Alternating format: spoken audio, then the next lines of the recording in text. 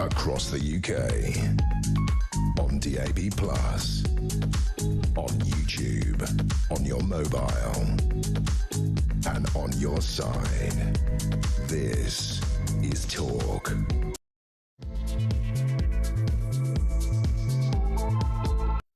There you are. Good evening and welcome to the Political Asylum right here on Talk. I'm your host, Kevin O'Sullivan, and I'll be with you all the way to 10 o'clock. Stand by for 3 hours of news, views and topical debate. Get involved, get on the phone and call me on 0344 499 1000, or you can WhatsApp voice note me on the same number and I promise to play your message out. That's 0344 499 1000. Lots to talk about today, obviously. It is Wednesday, November the 26th, budget day. Here's what's coming up. A £30 billion tax rate imposing on long-suffering Brits the highest tax burden for 300 years. A soaring welfare bill set to rocket to a staggering £406 billion a year by 2030. £3.5 billion for big families after scrapping the two-child benefit cap. Freezing wage thresholds to plunge a quarter of all workers into the higher rate tax band. Milkshakes, tourism charges, hotels, a tax on all gambling except horse racing. You name it, Rachel from Accounts taxed it. The abysmal Chancellor of Doom put a charge on pretty much anything she could think of. As Lord David Frost put it, Robert Reeves encouraged people to work hard and save for their futures in the same way that a cat might encourage a mouse to take exercise. Let me know how hard this assault on financial decency is going to hit you. What do you think of Reeves's second abominable budget? 0344 499 1000. She killed growth. She killed aspiration. She killed optimism. She's a veritable fiscal serial killer.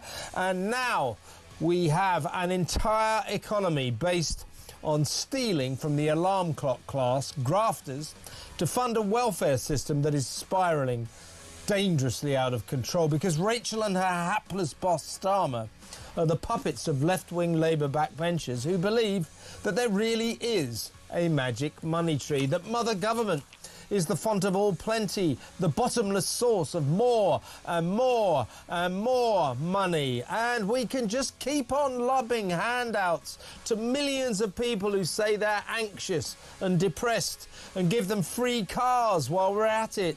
Call me. Let's weep together. 0344 499 1000. I've got expert guests lined up, including the great Isabel Oakeshott. She'll join me in just a second. And the excellent Brendan O'Neill.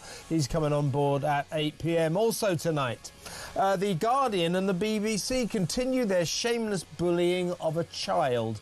Adults ganging up on the little boy that was 13-year-old Nigel Farage. This is an Orwellian nightmare, folks. But at least these two august media scions of the left have finally seemed to realise that anti-Semitism might not be a good thing. Well, that's something new, isn't it? Yay! 0344 499 1000. Plus, hooray, the world's strongest woman is a bloke.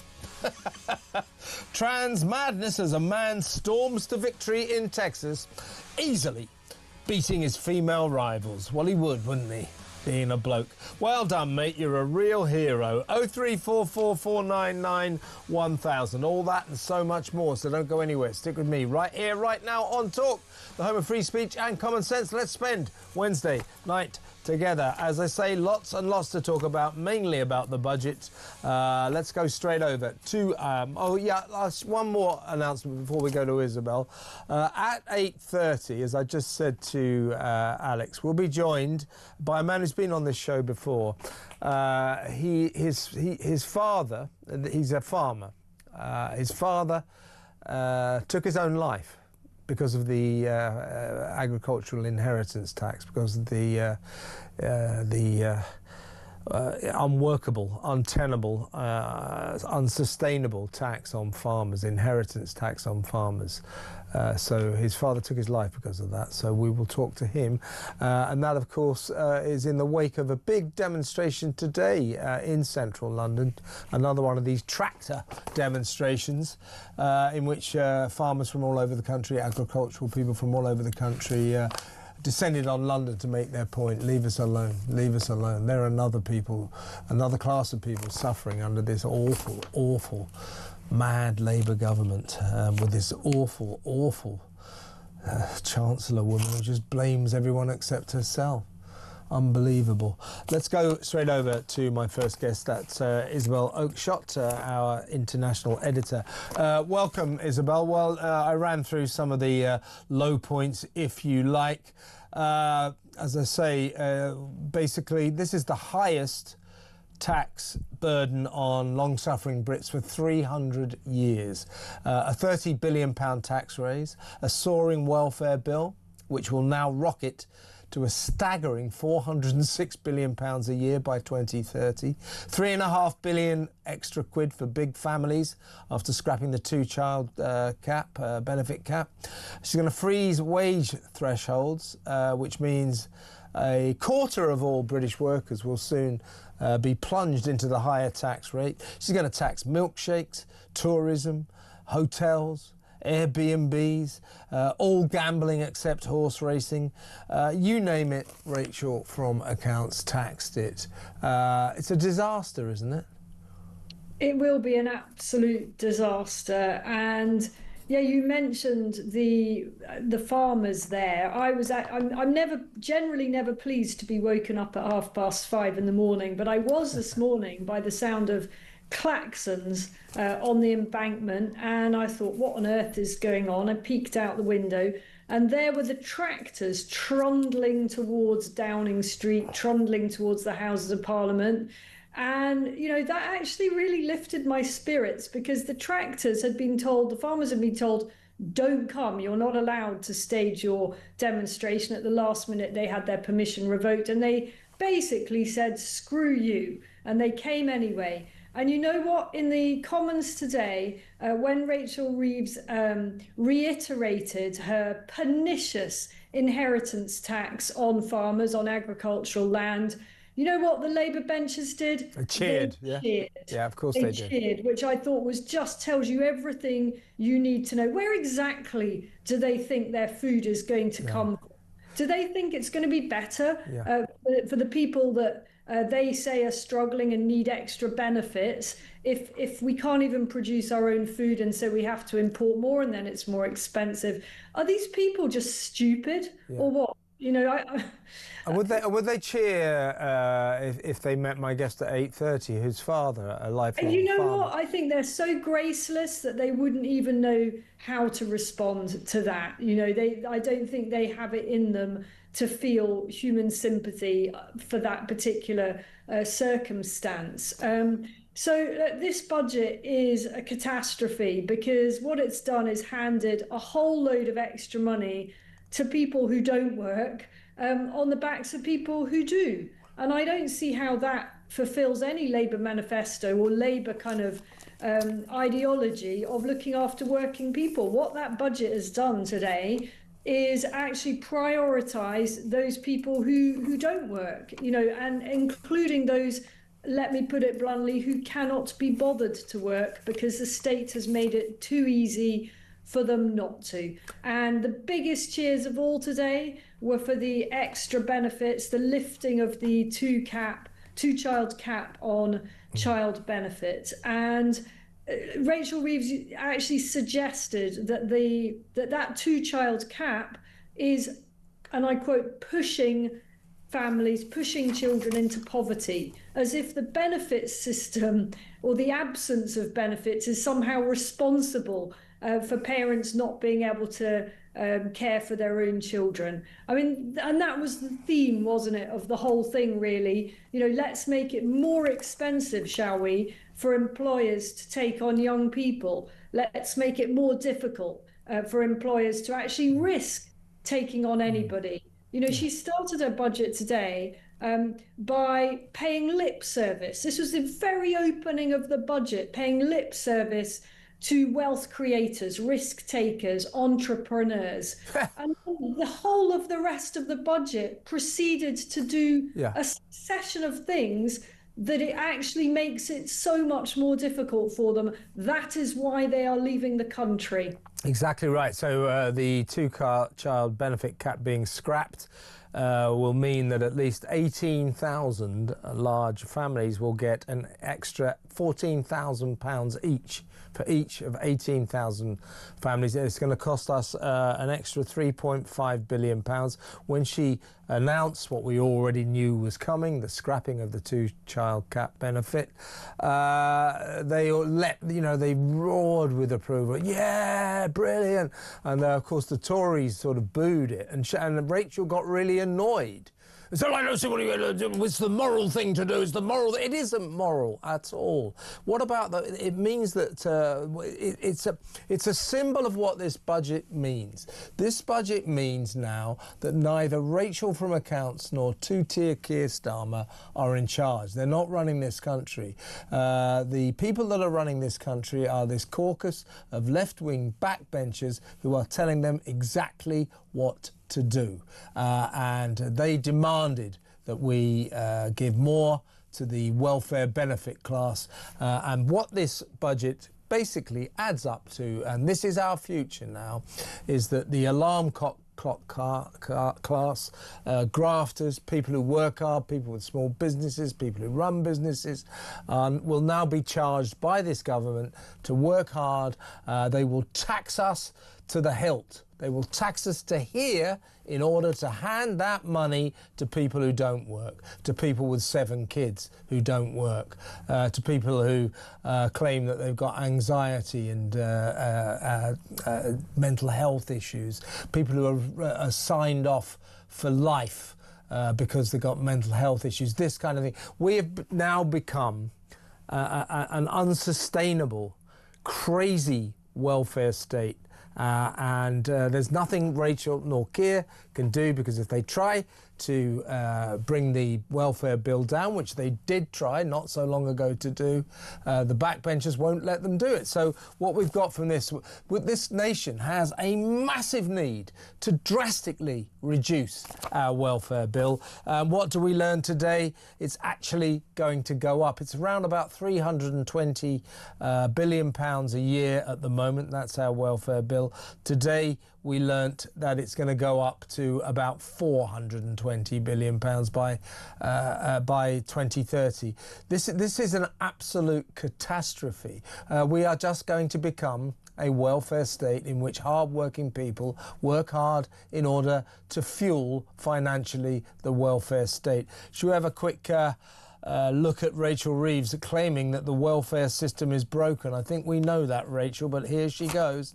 We're not going to leave the welfare system unchanged. Under the previous government, in the last 5 years of the Conservative government, spending on welfare increased by 1 percentage point of GDP, equivalent to £88 billion. The OBR, I think in their forecast, showed that as a share of GDP, welfare spending will be broadly flat, but the system's not working, it's broken. And so those sorts of changes are the right things to do. Let's have a look at Kemi Badenoch. She was actually pretty good today. She got a lucky break for an opposition leader, because she managed to get hold of the budget a lot earlier than everybody thought, because the Office of Budget Responsibility irresponsibly leaked it half an hour earlier. So that was a bit of a Westminster storm. But here is Kemi Badenoch on Rachel Reeves. It's a total humiliation, Madam Deputy Speaker. Last year, she put up taxes by £40 billion, the biggest tax rate in British history. She promised that she wouldn't be back for more. She swore it was a one-off. She told everyone that from now on, it would be stability and she would pay for everything with growth. Today, she has broken every single one of those promises. If she had any decency, she would resign. At the last budget, she said she was proud to be the country's first ever female chancellor. After this budget, she will go down as the country's worst ever chancellor. think she's right. I mean, Rachel Reeves is hopeless, isn't she, Isabel? It was quite funny there, looking at the expressions on the faces of Rachel Reeves and Keir Starmer. Didn't like it, did they? No, they really didn't. And, you know, I also noticed how often Rachel Reeves in the chamber today kept on saying how proud she was. And I just thought, how can you say that? You know, how can you be proud of the absolute mess that you've created? You know, all she did was go on about what they've inherited, but I think that's really wearing thin at this point. You know, you showed the clip there of her saying a year ago, I think it was almost exactly a year ago, or maybe it was a bit earlier. When was that clip from the University College Hospital where she said the welfare state is broken? Because she sure as hell hasn't just gone and mended it, has she? She's just gone and broken it a bit more. Well, she's broken it in terms of the fact that she's basically sort of put a bicycle pump in it and just expanded it to an unsustainable level. I mean, that's it now. We are just going to be a country that has this massive, massive welfare bill that those who work will have to fund, will have to pay for it. Meanwhile, we will continue to tell millions of people who are anxious and depressed, oh, you can have the rest of your lives off work. We won't ask them too many questions, and we'll give them free cars, and so on and so forth. 1 in every 5 cars in this country is bought by the Motability scheme. So she seems to think it's a big deal that they won't be buying Mercedes and BMWs anymore. Yeah, great. So well, what? So what? How about scrap the whole system? Thanks for that. You know, so announcing in a great blaze of publicity, as if this is some enormous kind of tough crackdown on the abuse of the completely discredited Motability system, that no longer will you be able to get luxury cars. Why the heck was anyone allowed to buy a luxury car in the first place? I want to see that entire scheme scrapped. Perhaps there is a case for a very, very small number of properly, genuinely disabled people getting some subsidies for specially adapted car. But this thing has been an absolute scandal on wheels, and they've done nothing whatsoever apart from tinker at the tiny edges of it to address that scandal. Yeah, indeed. And the Motability, as I say, 1 in 5 new cars in this country, and every 5 is bought by the Motability scheme to hand out to people who are on disability benefits. Now, as you say, I'm not against the idea of giving physically disabled people cars to get around. That's what a decent society should do, if possible. But people who say they're suffering from anxiety or mental health issues, or they're depressed, why does that warrant a car? Or their children have ADHD. I mean, I think that's also another thing, if you play the system right. You know, this is just completely bonkers. And she could have saved a lot of money by saying, actually, you know, we're going to root and branch reform this thing. But no, just a bit of tinkering around the edges. And you know, the other thing that chancellors always do, and she's not alone on this one, is they always talk about how they're going to save money by cracking down on tax evaders. They always say that, yeah.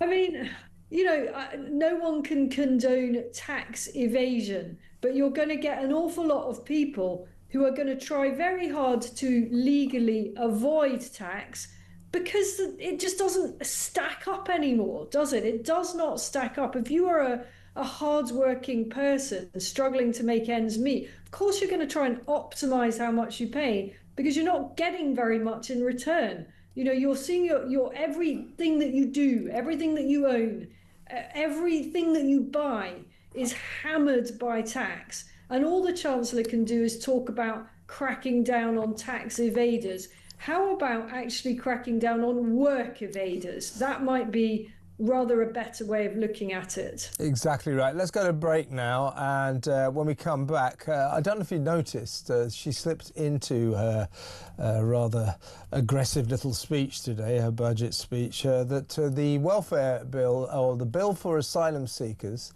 which was running at £4.5 billion, is going to go up to 15 billion. That was an interesting little addition. So there are all these reasons why she has to charge us tax, and most of them are because of the fiscal lunacy of this Labour government that just keeps handing out money to basically anyone that they can find. The money they waste is a scandal. We'll talk about that next.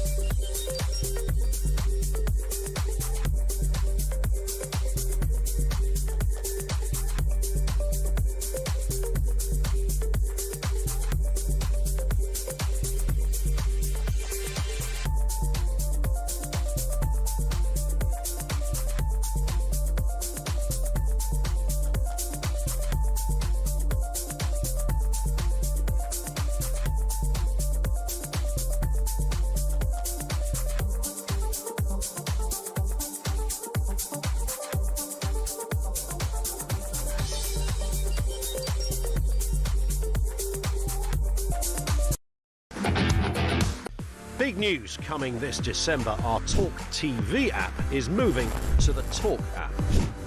You can watch, catch up and listen to all your favourite shows and podcasts anytime, anywhere, all on the Talk app.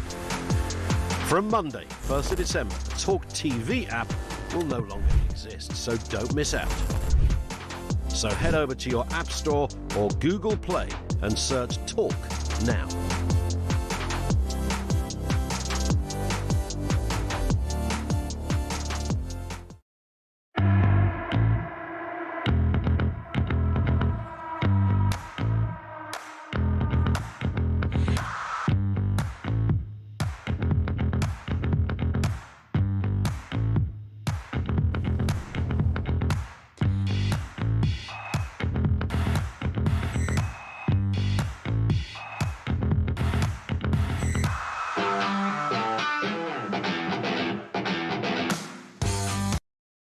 Across the UK, on DAB+, on YouTube, on your mobile, and on your side.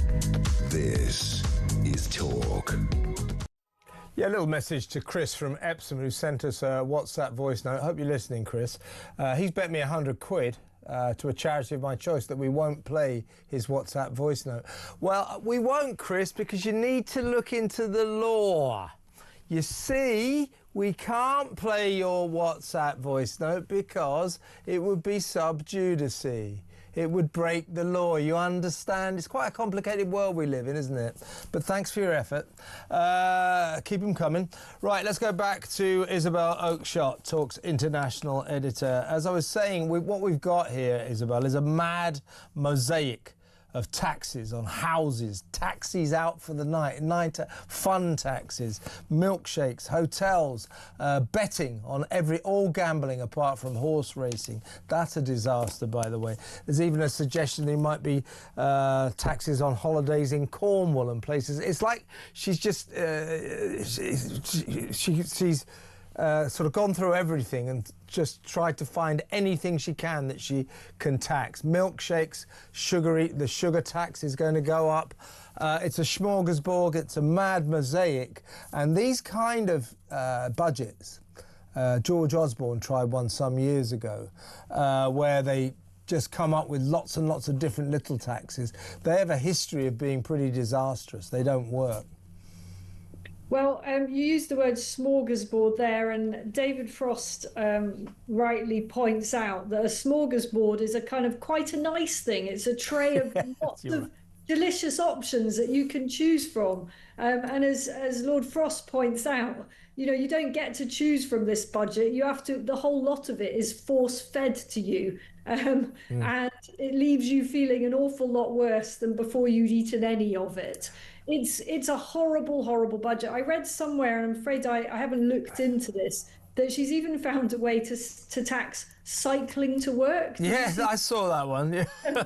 Marvellous. And what about the electric vehicles? So she's punishing. So the successive governments have said, get an electric car. It's so good for the environment. We'll give you all these benefits if you get an electric car. Oh, and you must cycle everywhere. Cycle to work. It's healthy and it's so good for the environment. Now she's punishing people who have done what her government and previous governments asked them to do. Absolutely, and it reminds me of the whole diesel thing.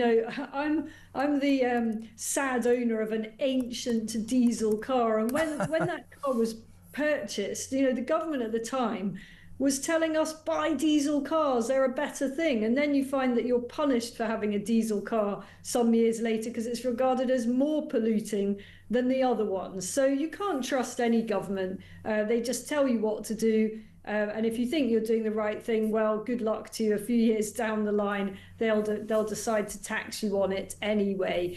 You weren't quite right about the all gambling being taxed, because there was one little exception. Horse racing, I did say that, apart from horse racing. No, there was another exception, bingo. Oh, okay. Yeah, I'm probably not sure I can see you playing bingo. Can't say.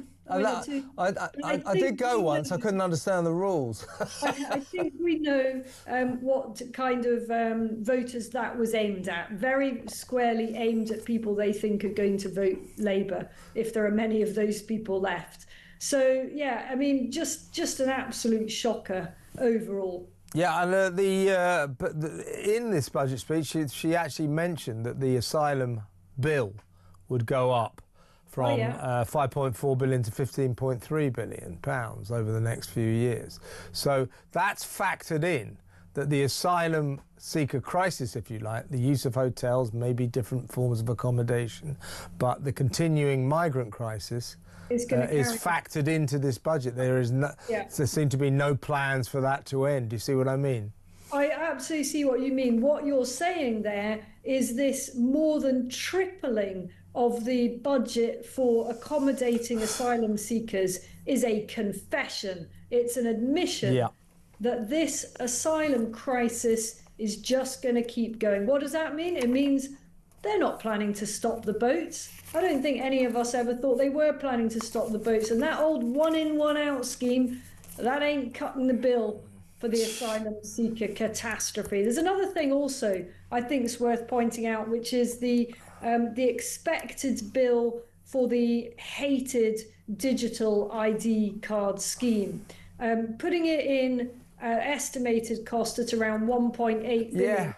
I would strongly suggest that we double that. We know government IT projects, they're always a complete and utter disaster. Yeah. And it will undoubtedly, the cost of that ID scheme will soar. And just to put that in a bit of context, they introduced today, Rachel Reeves announced, although we all knew she was going to do it anyway, her so-called higher value homes extra punishment. And that higher values homes surcharge, as she calls it, is only going to raise some 400 million.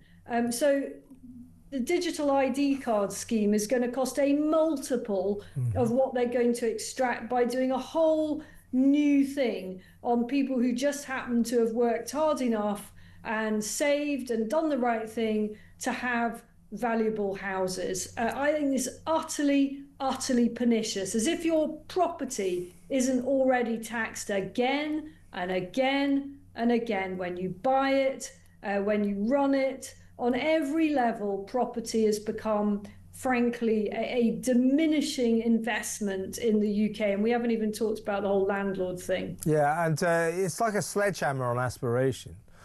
So basically, if you are lucky enough to climb up the financial ladder, do well in your career, A, she's going to tax you to the hilt, going to tax you basically 50% of your salary.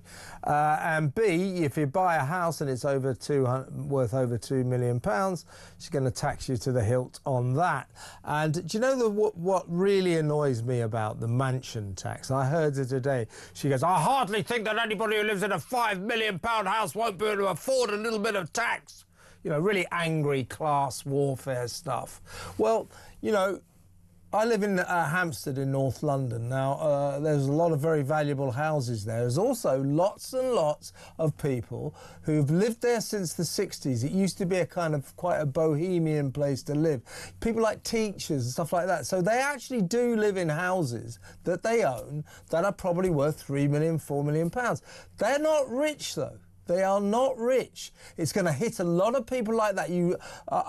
Despite the stereotype, caricature way that people like Rachel Reeves and Keir Starmer look at society, people who live in £2 million houses are not necessarily rich, and it's going to crucify them, this.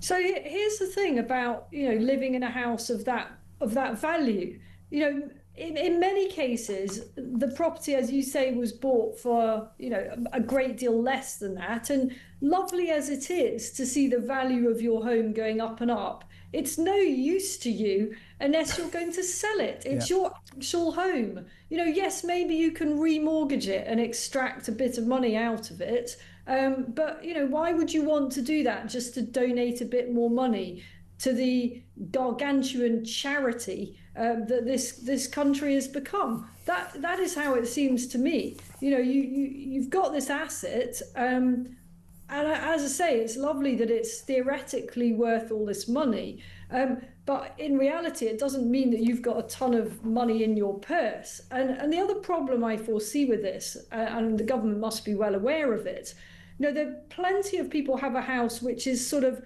might be 1.8 million or it might be 2.1 million, depending on the market. Now, by the very act of introducing this so-called high-value home surcharge, she's just depressed the value of a load of houses that are at around the 2 million mark. They will have to be marketed at below that in order to escape the surcharge. So I think she's sort of got herself into likely into an exercise which is going to produce an awful lot more paperwork and disputes and hassle than it will actually yield money for the exchequer. Exactly. People have said to me, experts have said to me, that actually this mansion tax may end up costing the government money, that they'll lose money on it because the selling houses of that value will become very, very difficult because people won't want the mansion tax. Therefore, houses won't get sold. Therefore, the government won't get stamp duty. So, in actual fact, this is pretty incoherent. The government could end up losing money, not gaining money from this mansion tax. And I'll tell you what the mansion tax is all about, because even if, well, they are going to get it running, it's not going to raise a whole lot of money. This is more crass class warfare on the part of these tin pot sixth form socialists who somehow or other are running our country or mismanage our country now. It's class warfare. Completely. It's just in the same kind of bracket as the private schools thing. I mean, the private schools thing hasn't helped anyone in any shape or form. It's caused all sorts of extra iniquities. You've got a load of people's special educational needs claims to try and get around it. I mean, it's just been purely ideological, that. And I just think that what people will do if they own a house in that bracket is they will not, and they've been thinking of selling it, if they can, what they will do is they will sit on that asset. They will not sell their home until there is a new government, because they will hope that an incoming government will take a different, slightly less class warrior-like view on the world and will scrap that pernicious so-called high-value home surcharge. I mean, I really object to this on kind of philosophical grounds. The idea that you should have to pay a surcharge, as she puts it, for your own home. You just bog off. Yeah, and she got very angry about that. She went like this. I hardly think people who've got a house worth £5 million can't afford to pay a bit of tax. Like that. That's what she sounded like in the House. I thought she was very sort of aggressive in her speech, and when she started going on about the morality of scrapping the two-child cap benefit, well, that's not moral, that's actually immoral, because of all the people who are going to have to pay for it. I mean, to add all those billions of pounds to the tax bill of people who work hard, so that a lot of people who don't work at all can have 1 million kids. Because have as many kids as they want. It's going to encourage what used to be the scourge of times gone by, these families who had children like a business. They had children in order to get more and more and more benefits. They would have incomes of like £100,000 a year because they had 8, 12, 13 children.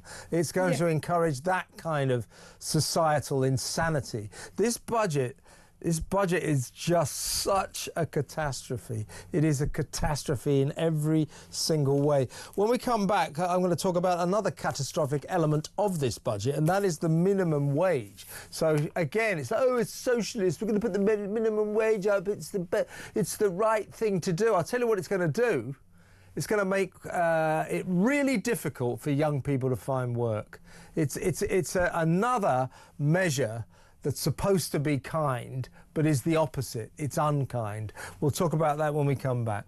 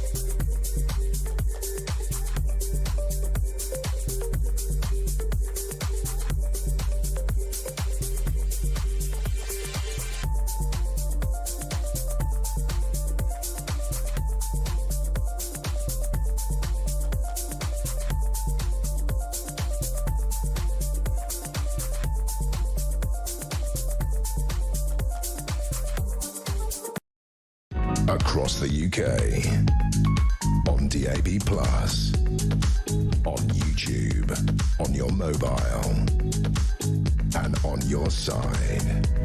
This is Talk. Welcome back. I'm still with Isabella Oakeshott, Talk's international editor. Our next item, by the way, after this, we'll have a bit of fun with something that isn't the budget. But let's talk about the budget now. This is about the minimum wage. Again, it's one of these sort of socialist-sounding measures that, oh, yes, we're going to make life a lot easier we're going to be generous to young people. So, workers aged 18 to 20 will get an 8.5% pay rise on the minimum wage as of next April. That will take the minimum wage for them, 18 to 20-year-olds, to £10.85 an hour. Kids who are 16 and 17, particularly those on apprenticeships, will receive a 6% increase, taking their minimum wage pay to £8.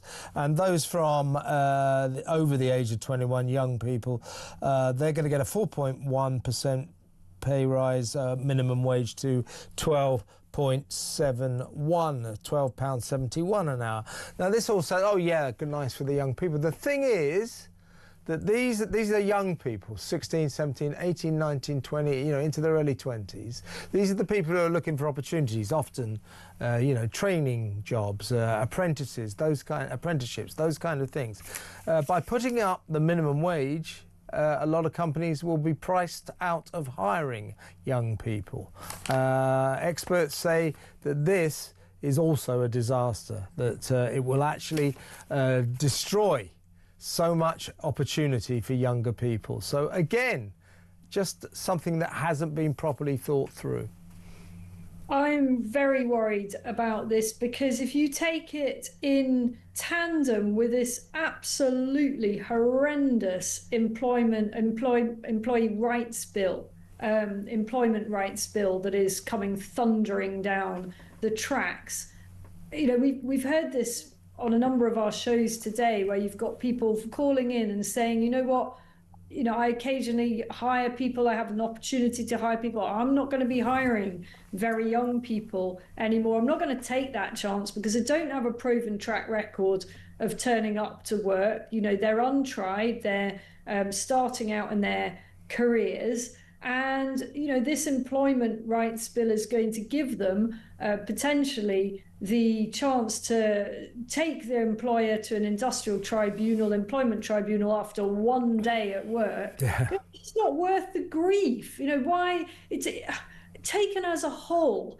This government and the Tories before them, by the way, have made it so unattractive to actually employ people. Yeah. The whole thing about IR35, which puts the onus on employers to jump through a whole load of additional hoops, makes it so much more risky to take staff on. And in the end, I could talk to you about IR35 for quite a long time if you like, but I won't. Yeah, I mean, I suffer because of IR35, but carry on. People who own businesses have got a calculation to make. Is this person that I'm going to hire going to produce more money for my business than it is going to cost me to hire them? It's really that simple, and if the employee is going to cost more, likely on the balance of probability, is going to cost more to the business than they're going to generate, and you've got to factor in risk as a cost and paperwork, it's not going to be worth hiring them. Exactly right. Yeah, you take in national insurance, and now we've got this minimum wage increase. I mean, as I say, minimum wage increase ostensibly, on the face of it, sounds good. But think about it. As you say, employers, people running businesses, small and large, already very reluctant to hire people because of the hike in national insurance. And then you take the minimum wage going up, that will make them even more reluctant to hire people, especially young people. Therefore, opportunity is killed, the job market is diminished, is dramatically reduced. Everything about this budget is negative. It's financially or fiscally incoherent, I think. I just wonder, where are we going to be with all of this in a year's time? When all of this has kicked in, where are we going to be? Are we going to be with Rachel Reeves? Well, it won't be Rachel Reeves. I think maybe that's one small good thing. That the next Chancellor this time next year will almost certainly not be Rachel Reeves. But I can't help feeling that whoever it is will be saying pretty much the same things all over again. We're going to have a stuttering growth rate, maybe no growth at all. And whoever it is going to be back trying to scratch through our pockets to see if they can find any little bits of remaining copper in the bottom of our pockets. And, I just fear over the next 12 months what is going to happen. I think more people will leave the country, more people will decide to retire early if they feel that they can, because it's just not worth them working anymore. And I think we're going to see a real jobless crisis. I think you're right, and she will go, and I assume Keir Starmer will go as well, because both of them are responsible for the most egregious breaking of their manifesto promise. And of course, her big promise after her last £40 billion tax grab last October, where she said, I realise this has been painful, but I can promise you now, there will be no more tax grabs, no more tax rises. She's just hit us for 30 billion quid. We now have the British public, the British population now has the highest tax burden for 300 years. I mean, that is incredible, isn't it? And what are we getting in return? Are we getting brilliant public services? Because if we were, by the way, people are generally kind of reasonable about tax, aren't they? If they feel that things are generally functioning really well, that they're safe on the streets, that things are clean, that if they need healthcare, they will get it, high quality healthcare in a timely fashion, that schools are delivering for free, state education, excellent state education, then maybe, and also, by the way, whether the roads work and public transport and so on, then maybe they don't feel quite so resentful about seeing half of everything they earn effectively disappearing out of their pay packet. But when none of those things are true, it doesn't stack up. No wonder the country's red hot, broiling mad, because they're not getting anything very much in return for all that tax that's going out. Well, just before we go to break, Isabel, absolutely agree with you, by the way. Just before we go to break, though, let's talk about the positives, shall we? There was a great positive in this budget, and, I think you're being unfair by not mentioning it. Free breakfast clubs. Breakfast clubs. I heard that. Breakfast. Will they stop going on about bloody breakfast clubs? Starmer and her, they're obsessed with breakfast clubs. Can I just point out, I think it's for kids at school who can't afford them. They're not free. We have to pay for them. Yeah. Why are they so obsessed with breakfast clubs? They say it every other sentence. Breakfast clubs, breakfast clubs. We've got breakfast clubs. Shut up! I don't know, Kev. Maybe we need to go to a breakfast club and see what it is you get. Yeah. I bet the kids don't really eat the food. It'll be some kind of horrible, very hard apple or something. Yeah, right, we should check out what they are. Well, you know what Groucho Marx said? I would never join a breakfast club that would have me as a member. But let's go to break and we'll talk about a really egregious slice of trans madness after these messages. Stay tuned.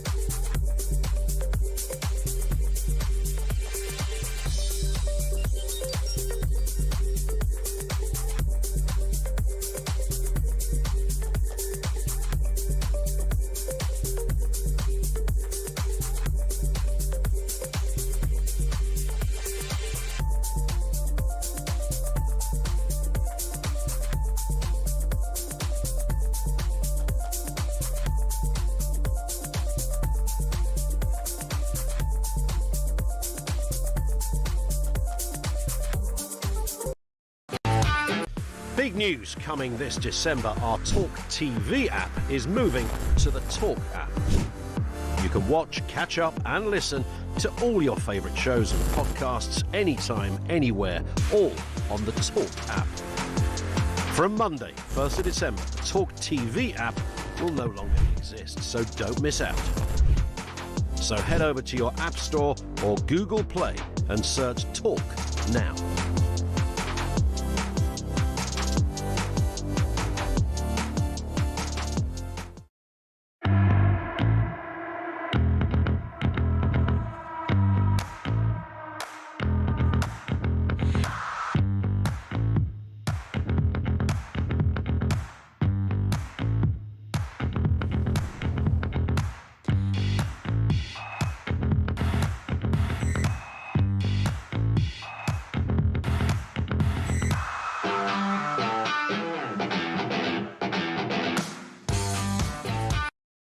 Across the UK, on DAB+, on YouTube, on your mobile, and on your side. This is Talk. Welcome back, folks. Breaking news over in Washington. There is a security lockdown around the White House, apparently. And apparently 2 members of the National Guard, those sort of semi-soldiers, have been shot. So there's been a shooting in Washington, we think near the White House. 2 National Guard soldiers have reportedly been shot. There's a security lockdown, so obviously we will keep you posted, updated on that. We don't know the severity of what's going on, but it sounds serious. So that's breaking news. We will fill in the details as this show advances, keep you updated. Let's go back to Talk's international editor, Isabel Oakeshott. Well, Isabel, yeah, I wanted to talk to you about this just to lighten the load a bit. This is taking trans madness to a whole new level. Congratulations to Jamie Booker. She won the title of the world's strongest woman over the weekend. The world's strongest woman. 2025 title in Arlington in Texas. The slight problem is she's a bloke. She's not a she, she's a he, she's a man. To be fair to the organisers, she tricked her way into the... stop that, it's not a she. He, Jim Booker or whatever his name is, tricked his way into the competition and he beat a Brit. The runner-up was a Brit called Andrea Thompson. And that's Andrea storming off the podium. I don't care, I'm going to say what she said. She said, "This is bullshit," and stormed off. Anyway, the organisers have now stripped Jamie Booker of this title, and Andrea is now the world's strongest woman. But, you know, this is just what is going to happen if we carry on down this crazy trans route, isn't it? I mean, I'm just looking at him Yeah. and wondering whether, you know, there weren't a few giveaway signs that he wasn't actually a she. I mean, how can anyone have been deceived by this? How did it ever go that far? And doesn't this just say everything about the lunacy of this stuff? And it's so dispiriting for women, sports women, having the threat of this nonsense all the time. It does seem that it is somewhat being tackled in certain disciplines and in certain competitions, but it's still an ever-present threat for our girls and women as they try to compete and find that there's a very, very manly-looking girl who's in the same race as them. Yeah, this is what Jamie Booker posted after being deposed as the world's strongest woman. Deposed because she's not a woman. He's not a woman. He said, "You are all insanely badass women, and it was an honour just to even share the stage with you and to be there to cheer you on and be cheered on by you. I genuinely did not expect this outcome, and I'm not saying that in a way to gloat or to be prideful. When I signed up for this competition, I did not expect to win. It was a pipe dream." Well, you should have expected to win, Jamie, because you're a bloke. We've seen you. I mean, they're all pretty powerful-looking people, but the others are women. You're a bloke, so why didn't you expect to win? It was obvious you were going to win. And Andrea Thompson, who came second, she's now the champion, she said, "My message is simple. Trans people belong in sport, but women's divisions must remain biologically born female only." Well done to Andrea, and well done for storming off the stage. Yeah. So while the organisers claim they didn't know, it's pretty clear that the other competitors did. Otherwise, Andrea would not have stormed off the stage using that naughty word that I dared to use a little earlier. Well, was Jamie even continuing to claim that he was a she, or did Jamie... Well, no, he's basically been found out, and as I say, he said, "You're all insanely badass women. It was an honour just to even share the stage with you." Yeah. Jamie, you know, you're a cheat. What did you do that for? What do you want to do that for? Why do you want to sort of, "I'm a bloke and I just became the world's strongest woman"? What goes on in Jamie's head? Well, anyway, I mean, how is this ever acceptable? Because Sportsmen and women are banned from taking steroids, for example. They're banned from taking the kind of drugs that enhance performance-enhancing drugs. And yet you've got men who are pretending to be women who've had all manner of unbelievable mind and body altering drugs. So how does that stack up? I mean, maybe, sure, if trans people want to have a, trans Olympics or trans this or trans that, fine. Make it a special category of competition. But they should not be seeping into men and women's categories. It just is wrong. And, I understand the problems for journalists in this. There are all these rules and everything, but this is mad. This is the way this kind of story is written, the way this story is written. It's like, a transgender athlete who pretended to be a woman has won has had the title stripped. And then last night, Jamie Boker said you said this, she did that. No, it's a he. Why are we saying she when this guy has just been exposed to be a biological male? Why are we calling him she? It's ridiculous. Well, we're not, are we, Kev? No, we're not. He is. We're making a stand. Yeah, we are, absolutely. Jamie continued, obviously everyone enters a competition wanting to win, but I did not think this would be the one for me. Why not? You're a bloke. Why is that relevant anyway? He says, he goes on to say, I don't know what comes next. I don't know where I'll compete next. I just want to say thank you to all of you from the bottom of my heart. It's really surreal. I just want to say, Jamie, you're a cheat. Yeah, I know what comes next. Global humiliation. He's getting it. Exposed as a cheat, as a charlatan, and as somebody that has no respect for, as he put it, badass women. It is not respectful of women, badass or otherwise, to pretend you're a woman and then try to beat them at their own game. And we've got to get the Olympic. I mean, Donald Trump is trying to make the Los Angeles Olympics, the next Olympics, a bastion of common sense in this area, saying he will not allow trans women to compete, blokes who say they're women, to compete against real women, biological women. He said he won't allow it. But Sharon Davis, that great, tireless, brilliant campaigner for fairness in women's sports, she told me, I can't remember the precise number, but there's something like 34 Olympic sports still allow, guys who used to be women or have transitioned or something to participate, to compete against biological women. It's got to stop. Completely, no sports should allow this. I genuinely, I can't see the justification for it. I mean, only maybe a sport that only involved your brain or something, but even then there's been an awful lot of drugs involved. It just doesn't stack up to me. It's an extraordinary story, and I hope it's the last of its kind, but I fear it won't be. Congratulations to Andrea Thompson, though, the British star who is now the world's strongest woman, as opposed to the bloke who used to hold the title. Isabel, fantastic. Thank you so much. Isabel Oakeshott Talks international editor Brendan O'Neill joins me next to discuss the budget and Nigel Farage's problems. That next. Stay tuned.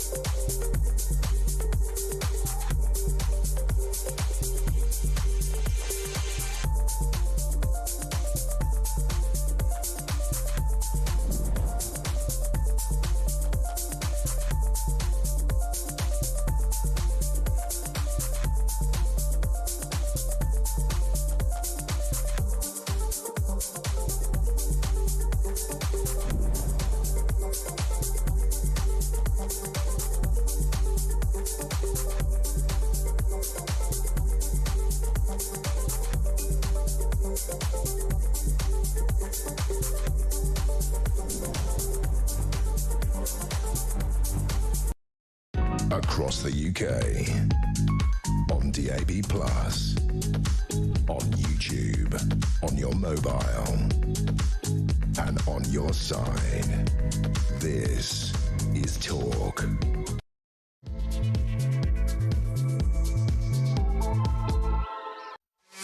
Welcome back. I was just about to go over to Brendan O'Neill, but it has now been confirmed that there has been a shooting. The police in Washington have officially confirmed that there has been a shooting in Washington. There's a security lockdown around the White House. We now believe that 3 people have been hit by gunfire.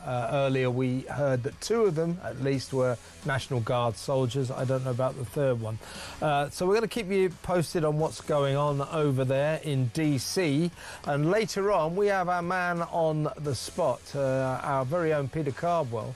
Is on vacation there, and he's caught up. So what we've got here, the shooting confirmed by police in Washington DC took place just blocks from the White House near the intersection of 17th Street Northwest and 1 Street Northwest.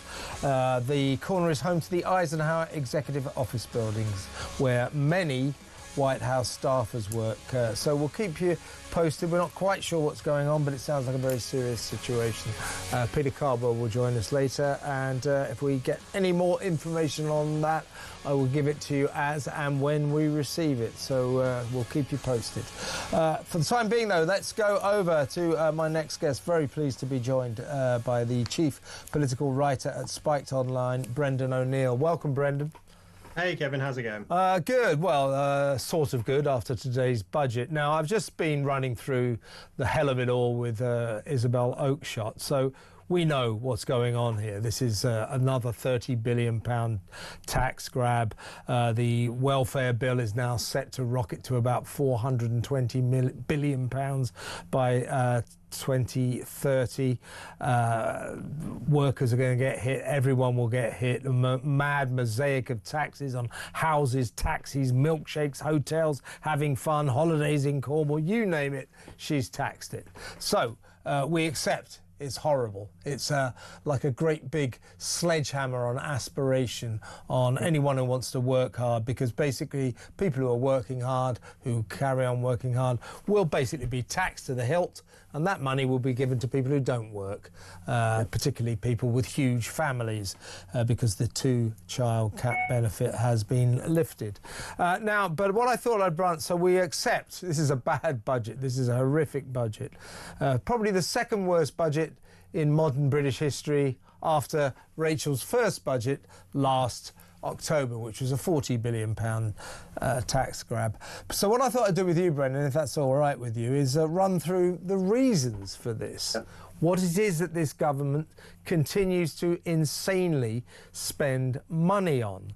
7 million people claiming disability benefits, many of them for mental health and anxiety problems.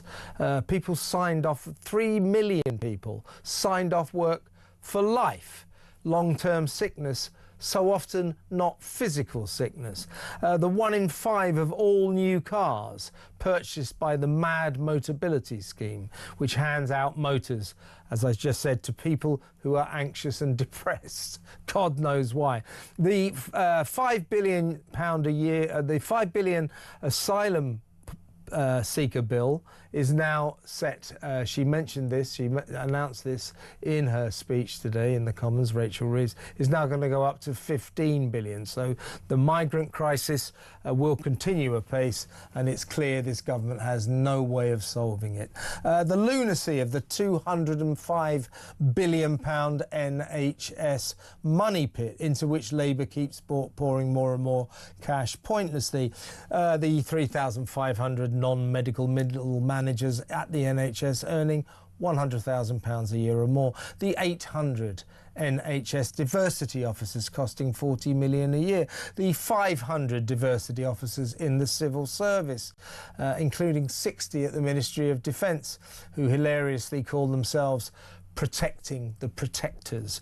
Many billions of pounds could be instantly saved. The money we're losing on net zero insanity. So all of this is why we are being taxed up to here to pay for this ongoing profligate madness on the part of this socialist government? You know, you say it's a bad budget, one of the worst budgets ever after her previous budget.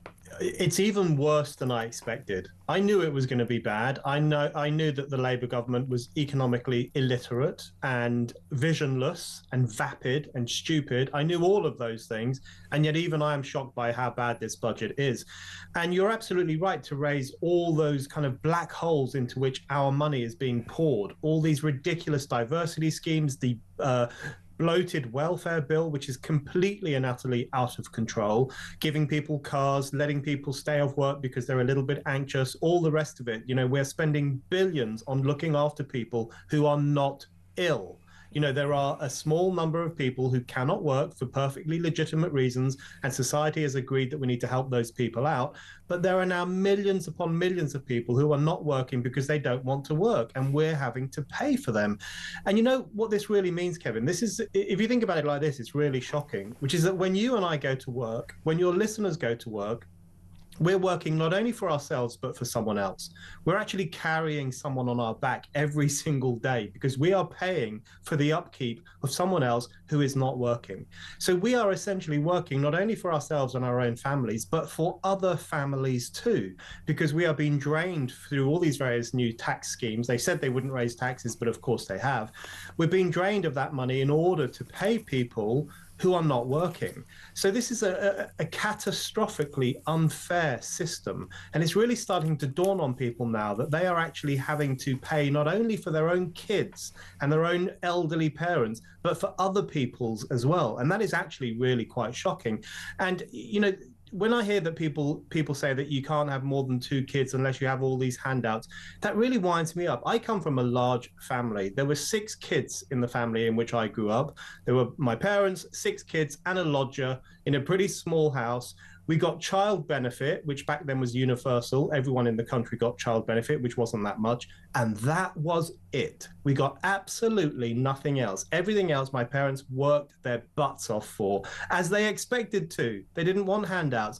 So this new culture we've created where people expect that the state will help them to do everything, I think that is very, very destructive. And of course, this is the flames of this over-generous welfare madness are fanned by the people who are now effectively running the country, and that is these noisy left-wing Labour backbenchers who scored that huge victory against Liz Kendall and Keir Starmer and Rachel Reeves during the welfare debate not so long ago, a few months back, where Labour planned, the government planned originally actually to reduce the welfare bill by £15 billion.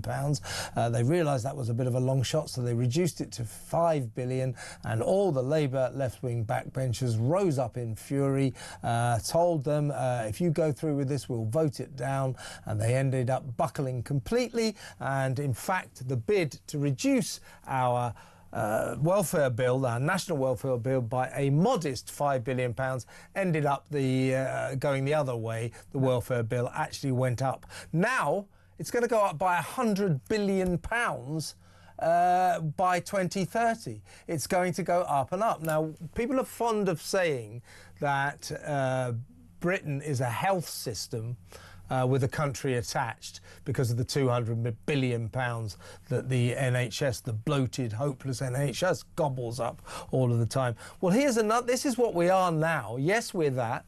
We're also a welfare system with a state attached. The welfare system is like, it's got this sort of little feeding animal, which is us. Attached to it. That's what our future is under Labour. Those of us who work, the alarm clock class, are now, we have officially been told that what you're going to have to do from now on is work your butts off to pay for the people who don't work, to pay for our welfare bill. That's our future, isn't it? That's our future, and it is completely unsustainable. As you say, it's going to be the bill is going to be 100 billion quid by 2029, 2030. You know, if you look at the system now, here, you know, the amount of income tax that the government gets is equal, almost equal to the welfare bill. So that means that all the taxes that we're paying in, pretty much all the taxes that working people are paying in, is going on to these kinds of schemes. Now, of course, that includes pensioners and other things as well, but it's going to people who are not working. And this is just simply an unsustainable situation. And this is not the vision for welfare that people had in the 1940s and the 1950s when the welfare state was being developed. The welfare state was a pretty civilized idea, which was that, you know, society shouldn't let people go by the wayside. If someone is briefly unemployed, temporarily unemployed, and of course looking for work, then the government should help them for that period of time. It was seen as a discrete thing that you would do to help people in times of need, not as a way of life, not as something that you do forever from the moment you're born till the moment you die. And, you know, of course, we all agree, if someone is disabled and can't work, society should help them. If there's a single mum who's really down on her luck and can't work for a period of time, society should help her and help her kids. We all agree with that. But what we never signed up for is this permanent system of constant assistance in the lives of people who don't need it. And if you look at those people who are claiming incapacity benefit and those other ridiculous benefits, they include 25-year-olds with blue hair who went to university and now think they're too anxious to get a job. I mean, this is what we're talking about. You know, it sounds like a caricature, but it's actually true. Those are the kinds of people that you and me and all your listeners are helping to prop up because they can't be asked to go to work, if we're going to be frank about it. And that system is unsustainable, and it is driving down aspiration in this country. It is creating new generations who think, well, why should I bother getting a job? Because a low-paid job is not as good as getting money from the government. That's really driving down a sense of autonomy, a sense of community networking, a sense that we're all in this together and we should all muck in together. That old view of Britain has completely died under the weight of the welfare state. And of course, the backbenchers to whom I referred earlier, massive cheer from them today when she announced what we knew was coming, which was the axing of the two-child cap on the kid benefits. And this will cost this nation £3 to £3.5 billion a year. At least 18,000 large families are now in line to pocket, for each family, £14,000 a year. The scale of this is just enormous, and it's insane, because I remember the dark old days when there wasn't a cap before, and there were families all over the country who had children as a business. You'll remember that. There used to be these stories of families who were getting £110,000 a year in benefit because they contrived to have 10 children. We'll be going down that road again. There is nothing healthy about allowing people to have as many children as they like and for the state to give them more and more money per kid. That is not healthy. That is a bad thing to do, and yet Rachel today, when the Tories, to their credit, sort of shouted her down a bit, she said it's the moral thing to do. It's totally immoral because of those of us who have to pay for it. It's completely immoral. And what you end up with is this completely warped situation where, because these people can now have as many kids as they want and they'll get loads of money from the government, what that means is that working people are now thinking, can we afford to have kids? You know, you've got these young working couples, especially working class couples, who are out there every day grafting, making ends meet, trying to buy a new home or a flat, people who really do work hard for a living. People in their 20s, you know, let's not get too down on the younger generations. There are people in their 20s working really hard every day, getting married, trying to create a home, trying to create a family. Those people are thinking, well, can we afford to have kids? Can we afford to have 2? Can we afford to have 3? And one of the reasons they're now going to be asking that question is because more of their money, more of society's money is being taken and given to people who aren't working but want to have 10 kids. Now, I happen to think people should have as many kids as they want. They should have 0, 5, 10. Absolutely, knock yourselves out. As I say, I come from a big family myself. But if you can't afford to have kids, then you need to rethink what you're doing. And if you are hard up for cash, as many people are, and many people have always been, then you have to scrimp and save and make sure that you keep your kids well fed and well dressed within the means that you have. That was seen as the way of life for centuries. You had kids, you looked after them. It's the bottom line of human society. It's the bottom line of human civilization. We've taken a cudgel to that with this new system that says we will throw money all over you if you have kids, regardless of whether you can afford them or not. I think it's a catastrophic system, and more people out there are going to be asking some awkward questions about this. Exactly right. And a few words from you, if you will, Brendan, about the death of the killing, the slaughter of aspiration. It is now the minimum wage is going to go up. It's going to make it very difficult for employers, companies, big and small, to hire kids, apprenticeships, because the minimum wage is going to be too high for them to afford it. They're already struggling to afford anyone because of the rise in national insurance, so there is that. The taxing of businesses generally, so fewer jobs, companies unable to function properly, unable to hire people, and if you are lucky enough to be employed, you're lucky enough to be doing well, she's going to tax your house, mansion tax, and so on and so forth. I think Lord David Frost today said this government, with this budget, this government is encouraging people to work hard and save for their futures in the way that a cat might encourage a mouse to exercise. That's pretty much sums it up. If you work hard and you save for your future, they're going to kill you. It's unbelievable. It's so depressing. It's very depressing. I think what they're doing, they're crushing the entrepreneurial spirit. And I mean the entrepreneurial spirit both in a business sense and in an individual community sense. Because what they're doing, they're making life harder for businesses. We all know that. And what this government has done with the economy is really, really disastrous, because they talked it down. You remember when they used to say, oh my God, the British economy is terrible, it's a black hole, it's a complete mess. And that really drove down external interest in this country. People started to think, well, why would we set up a business in Britain if it's as disastrous as its own government is saying? So it constantly talked down Britain and Britain's economy. The government also allowed inflation and unemployment to grow at the same time as saying it wouldn't tax us, but then it did. And it's pumping all this unnecessary billions of pounds into welfare. Across the board, every single one of those measures has been catastrophic. But I think in some ways, the talking down of Britain that this government has engaged in from the very beginning, when it first got into power more than a year ago, that's been the worst thing, because it just doesn't believe in this country. Yeah. This is a government that doesn't believe this country is a good place, doesn't think its history is interesting or good or worth celebrating, and doesn't think we're up to much economically. Thinks that we can just kind of make ends meet and borrow from the future to pay for the present, and keep giving money to people who are not actually productive members of society. It just thinks it's managing a bank rather than running a national economy. We should take pride in what Britain has achieved economically. This is the birthplace of the Industrial Revolution. This is the birthplace of so much in relation to the computer industry and modernity itself. And yet it's constantly talked down by this government. I think they have really taken a sledgehammer to the very idea of economic growth and economic aspiration. And the consequence of that are going to be felt for a long time. They really, really are. And then there's this class warfare aspect to it. People with expensive houses, £2 million houses, will get them. It's an ideological budget as well as a dreadful budget. Listen, let's go to break now, Brendan, because I want to discuss when we come back the brilliant piece you wrote for Spiked Online today about Nigel Farage and the attacks on him as a schoolboy. It is beyond belief. We'll talk about that next.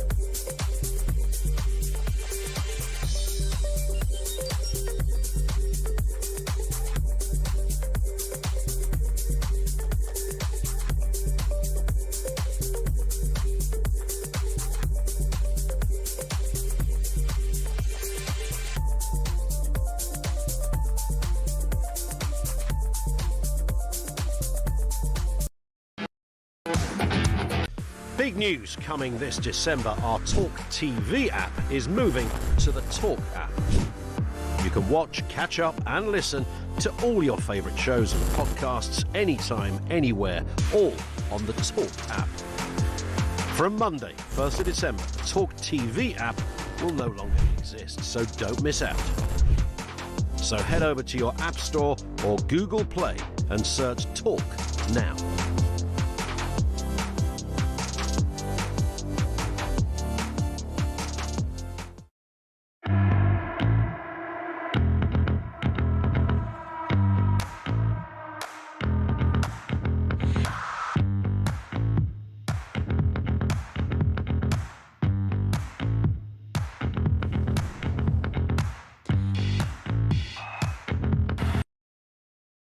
Across the UK, on DAB+, on YouTube, on your mobile, and on your side.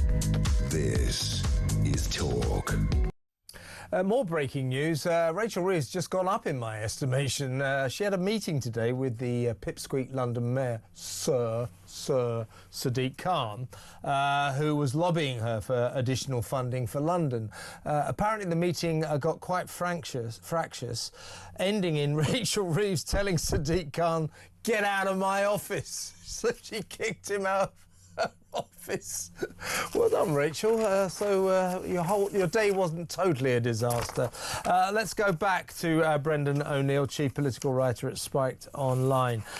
Brendan, yeah, you wrote a brilliant piece for Spiked Online today about Nigel Farage. Bringing in an aspect, we're talking, of course, about this extremely mad, weird smear campaign going on about him at the moment by The Guardian and the BBC, that when he was 13 years old, he might have said some anti-Semitic nasty things about Jews in the school playground when he was 13 years old, which I've just been dismissing as absolutely absurd. It's just absurd. How can you condemn someone for something they said when they were a child 50 years ago, 49 years ago, nearly half a century? But you brought out a really good point. What it amounts to is adults bullying a child. That child being the 13-year-old Nigel Farage. It's kind of Orwellian. They're bullying this kid to say, you shouldn't have said that. We've got the Prime Minister saying he needs to explain this. Look, when you were 13, when I was 13, I was a different person. You can't blame me for something I did when I was 13 or 3 or 5 or even 15. But this is sinister. Adults attacking a 13-year-old boy. It's horrendous. I really cannot believe people are taking this controversy seriously. I mean, I can understand why The Guardian is pushing it and now the BBC is pursuing it as well, because they hate Nigel Farage and they're scared of the millions of working class people who intend to vote for him. That's what they're panicking about. That's why they're doing this. But I still am in a state of shock that anyone else is treating this so-called scandal seriously, because as you say, we're talking about someone who was a teenager. You know, halfway through The Guardian's so-called expose, it has this line which says something like, Farage was 13 or 14 at the time. Was he too young to know any better? And you want to just say, yes. He was a child. Anyone who's ever met a 13-year-old boy will know that they are not very mature. Some of them are socially awkward and shy. Others are nasty little runts, and they say stupid things, as is in their nature to say stupid things. We all did that when we were 13. And if you or I or anyone else were to be taken to task for things we said when we were 13 years old, God help us, we'd be finished. I really think that there's something deeply sinister about this scandal, and there's also something deeply hypocritical about it as well. We've just heard that the BBC has spread so many vicious lies about the Jewish state that it had to issue 2 apologies a week on average since 7th of October 2023. And now it thinks it can take a break from that kind of horrible Israelophobia to moan about something supposedly anti-Semitic that Nigel Farage said when Elvis Presley was still alive in, early 1977. Are they for real? Do these people think we're stupid? And you look at The Guardian as well. The Guardian has contributed, I think, to the culture of anti-Semitism we have in this country, with its relentless demonization of the Jewish homeland and its relentless demonization of Zionism. It's contributed to one of the worst crises of anti-Semitism we've seen in years. And now it thinks it can point a finger at a 13-year-old boy who might or might not have said something in the playground in 1977. It's a sick joke, and no one should take this seriously at all. Exactly right. I said in my monologue earlier that if there's one good thing about it, at least the BBC and The Guardian have finally seemed to have realised that anti-Semitism might not be a very nice thing, might be a bad thing. That's a wake-up call for them. But extraordinary the way they're doing this. And as you say also in your article, I think it is a sign of the desperation that our left-leaning establishment is feeling about the threat from reform. Their advance is still inexorable. I don't think this is going to remotely stop the advance, the rise and rise of reform, because I think everybody, I know, I'm looking at my switchboard, the calls I've been taking on this, people are going, this is absurd. If anything, I think it will be good for Nigel Farage, because people are thinking, poor guy, why is he getting picked on for something he, as you say, may or may not have said when he was in class 3R at Dulwich College, private school in South London. Now, this Jewish filmmaker, a guy called Peter Etouji, he turned up saying, I remember it very well, and he's not being straight about this. Now, I don't want to impugn Mr. Etouji at all, but, filmmakers, BAFTA-winning filmmakers, I bet he didn't vote Brexit. Do you know what I'm saying? I do know what you're saying. And, Kevin, you will remember this. When we were kids, there was racism at school. And I don't think anyone would deny that. And one of the points I make in my piece is there were even racist terms on Grange Hill right through to the 1980s. I remember it. And there are clips on the internet that younger people than us often share. And they say, hold on, this was on BBC TV at 4 p.m. on a Tuesday afternoon. They can't believe it. Yeah. So it's true. And I heard racist things at school. The other point I make in that piece is that if you wanted me to, I could name 10 people from my school who said openly racist things. But I'm not going to do that because they were kids. And it was 100 years ago. And they've all matured to be decent blokes who have good families and good jobs. So I'm not going to do that. I'm not going to be cruel and vindictive like The Guardian and the BBC and harangue, in this case, a 61-year-old man over something he might or might not have said 50 years ago. That's really genuinely repulsive. But as you say, what's driving this is their absolute sense of fear and panic, because these people know that their days are numbered. Their days when they could wag a finger and dictate the culture and dictate the political agenda and tell us, the people, what to think. Those days are numbered because populism is on the march once again. And loads of people, especially in former Labour voting working class communities, are planning to vote for Nigel Farage's Reform UK. And that has put the wind up The Guardian, has put the wind up the BBC, and they will do anything to stop Farage. They will throw any dirt at him at all in the hope that it sticks. So the only thing this has exposed is not Farage himself, but the absolute desperation and rank panic amongst the establishment, because they know that ordinary people are sick and tired of them. Yeah, and these are filthy low-down tactics. They really, really are. Just before you go, Brendan, I'd like to get your thoughts on this. So that's it then. Trial by jury, nice while it lasted, but it's over now. At the stroke of a pen, our Justice Secretary David Lammy, also the Deputy Prime Minister, said, well, we'll keep it for a few very serious crimes, rape and murder, manslaughter, but apart from that, no more jury trials. That is so bad, that is so egregious, that I found myself on Twitter today. I said, I will only say this once, listen very carefully, but I agree with Jeremy Corbyn. Jeremy Corbyn was voicing just what a horror this was, what a terrible affront this will be to our democratic free society based on justice of our peers. This is a really, really frightening, and the stroke of a pen, that's it.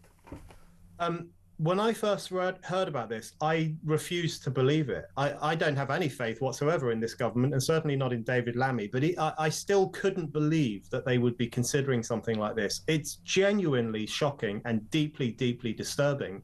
Trial by jury is one of the most essential liberties in a civilized society, and it's one of those liberties that Britain did so much to develop over the centuries. From the Magna Carta onwards, we played a huge role in ensuring that the modern world had this wonderful thing called trial by jury. And it's the most democratic form of deciding someone's guilt. You know, that's precisely why people in power don't like trial by jury, because it gives power to ordinary people, 12 ordinary men and women who get to listen to a case, use their moral and mental faculties and decide for themselves, amongst themselves, if this person is guilty or not. It brings the people into the judicial system. For this government to even think about forcing the people back out and leaving everything to one judge, that shows just how tyrannical and authoritarian this government is. My point is this: even if this doesn't come to pass, even if it gets rejected, even if everyone says, look, you can't do this, and the government backs down, we should never forget that they wanted to do it. That is a black mark against the Labour Party for the rest of time, as far as I'm concerned, and it really speaks to the despotic streak in this government that we're being ruled over. Yeah, we've got to keep trial by jury. We really, really must. It is crucial. Brendan, always a pleasure to talk to you. Thank you so much for your time. The great Brendan O'Neill there, chief political writer at Spiked Online. Let me know what you think of what he was saying. Obviously, his thoughts on the budget, but very interesting, I think, on Nigel Farage. Think about that. I thought it didn't occur to me. In the end, what we've got here is adults, grown-ups, from The Guardian, the BBC, picking on a 13-year-old child, a little boy. It's the 13-year-old Nigel Farage. That's who they're picking on. And that is sinister. That is chilling. Sort of Maoist, isn't it? Really weird. Let me know what you think about that. And also, suddenly they think anti-Semitism is a bad thing. They didn't used to, did they? So give me a call, 03444991000. Now, when we come back, we're going to go back to the budget.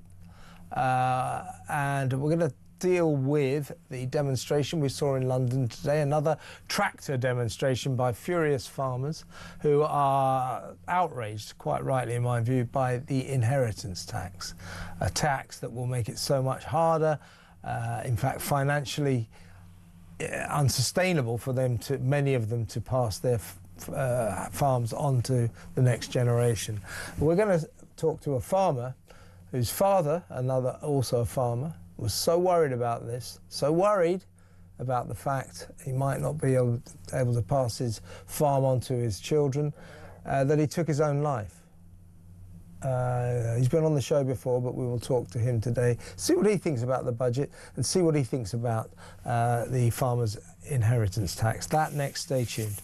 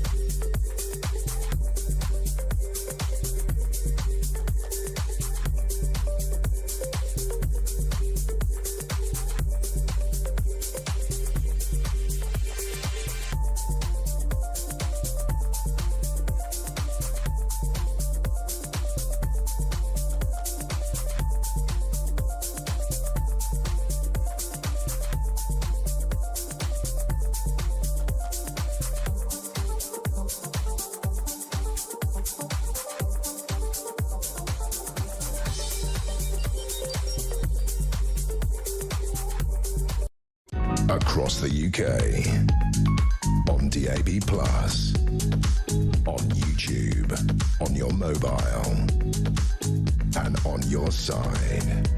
This is Talk. Just a quick update on what's going on in Washington. It looks as if it's when we said there were 3 people shot, it's the shooter as well as 2 National Guard soldiers. This is what Donald Trump has posted on his Truth Social website, his social media site. He says, the animal that shot the 2 National Guardsmen, with both being critically wounded and now in 2 separate hospitals, is also severely wounded, but regardless will pay a very steep price. God bless our great National Guard and all our military and law enforcement. These are truly great people. I, as President of the United States, and everyone associated with the office of the presidency, am with you. That's why we said 3. It's the shooter and 2 National Guardsmen, all of them in hospital. So the actual shooter, we assume it's just one, is in custody but in hospital. Again, we'll go over to Washington in not too long to talk to our man on the scene, who happens to be on the scene, Peter Cardwell. In the meantime, we've got Jonathan Charlesworth. He's a farmer. His father took his own life to avoid the inheritance tax, the agricultural inheritance tax. He's waiting there. But today, my top team, my producer Samara Gill and assistant producer Kieran Galpin, went down to Westminster to talk to some of the farmers who staged another tractor demonstration against this inheritance tax on Budget Day. So this is their report. Why are you protesting today? So we're here to protest the family farm tax, the scrutiny that farms are under these days. Farmers are being paid less and less each day for what they produce in this country. The family farm tax is wiping out farms. I can't remember if it's off the top of my head 20% of tax, but at that point you've got to sell a certain amount to make up that money to pay the tax. And that could mean, selling a few tractors or, selling something that stops the working farm going. So there's not much you can do about it. You're going to have to close, and some people can't afford to live because of it. Got a lot of other pressure as well this year, because of the dry weather. We've not made much money from grain prices. We've had no straw coming out, and we've had a lot of breakdowns. Unfortunately, it comes with the job. We've had a lot to pay out, so we've actually made less money than we've put in. The message is she needs to actually come down and actually see what's going on. Give us a bit of a flavour of what happened today, because there were farmers who were arrested, is that right? And the police didn't really want you here? The police didn't want us here. Look, we all know what happened there, and that was because the Met Police got done over by the government, and the government told them you can't have the tractors there tomorrow. And they know who pays their wages at the end of the day, and that's the government. Well, then most British citizens are just going to think we have freedom of movement. I'm not doing anything too incriminating from just standing there instead of here. So they actually stuck to protesting in Trafalgar Square. Some of them got arrested, unfortunately. They were made an example of. Which is insane. Which is insane, yes. Optically, it looks terrible because essentially the industry, which is the beating heart of this nation, is being persecuted because they're a minority of people, but they suspect that if you tax them, they're not going to respond in any fashion. And I'll say this for free. I think logistically it's difficult, and like we've seen, I think how long did you spend here for them trying to tow away a tractor? It's extremely difficult. So farmers, and I've been interviewing them throughout the entire day, firstly, they're extremely admirable. Most people, if you push them, they're not going to do anything for you. They actually said, regardless of what you do with us, we're still going to be the generation that feeds this country. So they actually are more patriotic than most people in government. Grandad was chairman of the Milk Marketing Board, and he's not around now. For him to see what is going on now, it kills me massively, but it continues, and they keep going. People have got signs up, final straw. They don't not mean that. This is not fair at all. It's not fair on anyone. People, today, arrests for what? Section 14s. Crazy. You speak to police officers and they won't explain themselves. There's a couple of coppers and they said, we don't know the rules of the Section 14. We can't read you right. All of this stuff, and you just think, what country are we living in at the minute? It's crazy, man. Your message to the government then? Just just leave farmers alone, leave people alone, leave Britain alone. You know, let's continue as we always used to. I like that this message to the government. We can, I think you can probably fill in the gaps there. Well, look, warm welcome to the show. Return to the show to Jonathan Charlesworth. He's a farmer up in Yorkshire, and his father, Philip, was 78, took his own life the day before this new tax rule came in. Welcome back, Jonathan. Before we talk about your dad and what you felt about the budget today, you just saw that film, your fellow farmers there, defying a ban on a demonstration. Good for them, I say. Again, saying this is not fair. This inheritance tax is not fair. As in so many other areas of society, she's killing our agricultural community, isn't she? Well, definitely. I think obviously the protest was going ahead until yesterday, until the Met Police pulled it, and my guess is that's come from a lot higher up than the police. If it was all going smoothly and it's been pulled at the last minute, they didn't want this bad publicity on the budget day. But for the greater budget, I mean, it seems the harder you work, the more tax you're going to take off to give to the people that aren't working. You know, there aren't many farmers in the country now, 90-odd thousand, is there, something like that? Yeah. And then over 1 million unemployed. So we've got very little vote. The government knows we've only got 1-2% of the vote. So it's an easy target. We are a minority. Yeah. And your dad, Philip, he took his own life like the night before this initial measure came in. And just to recap what it is she has removed all tax relief on any property or inheritance of a farm worth more than £1 million. And they sort of, the government or Labour say, oh yeah, well that's quite a lot, you know. Well, it isn't, is it, for a farm? Because it includes equipment, includes property, it includes everything else. Most farms are worth more than £1 million, so it's hitting you all. How hard is it hitting you? Well, to put it into perspective, we're only a small farm. We're just over 70 acres, which might sound a lot to the general public, but in farming terms, you know, you're talking 300-400 acres, probably average farm. And our farm was valued at over £1 million. I don't want to say the exact figure, but yeah, you know, a good bit over £1 million. So if you're looking at a small farm like that, times it by 4, you know, you're looking at 4 or 5 million for the average farm. Yeah, so in other words, Jonathan, most farms are worth more than £1 million, aren't they? Oh, definitely. I mean, the only thing they're protecting are the smallholders, you know, people that's maybe bought a fancy house and a bit of land to keep a couple of sheep and a pony on.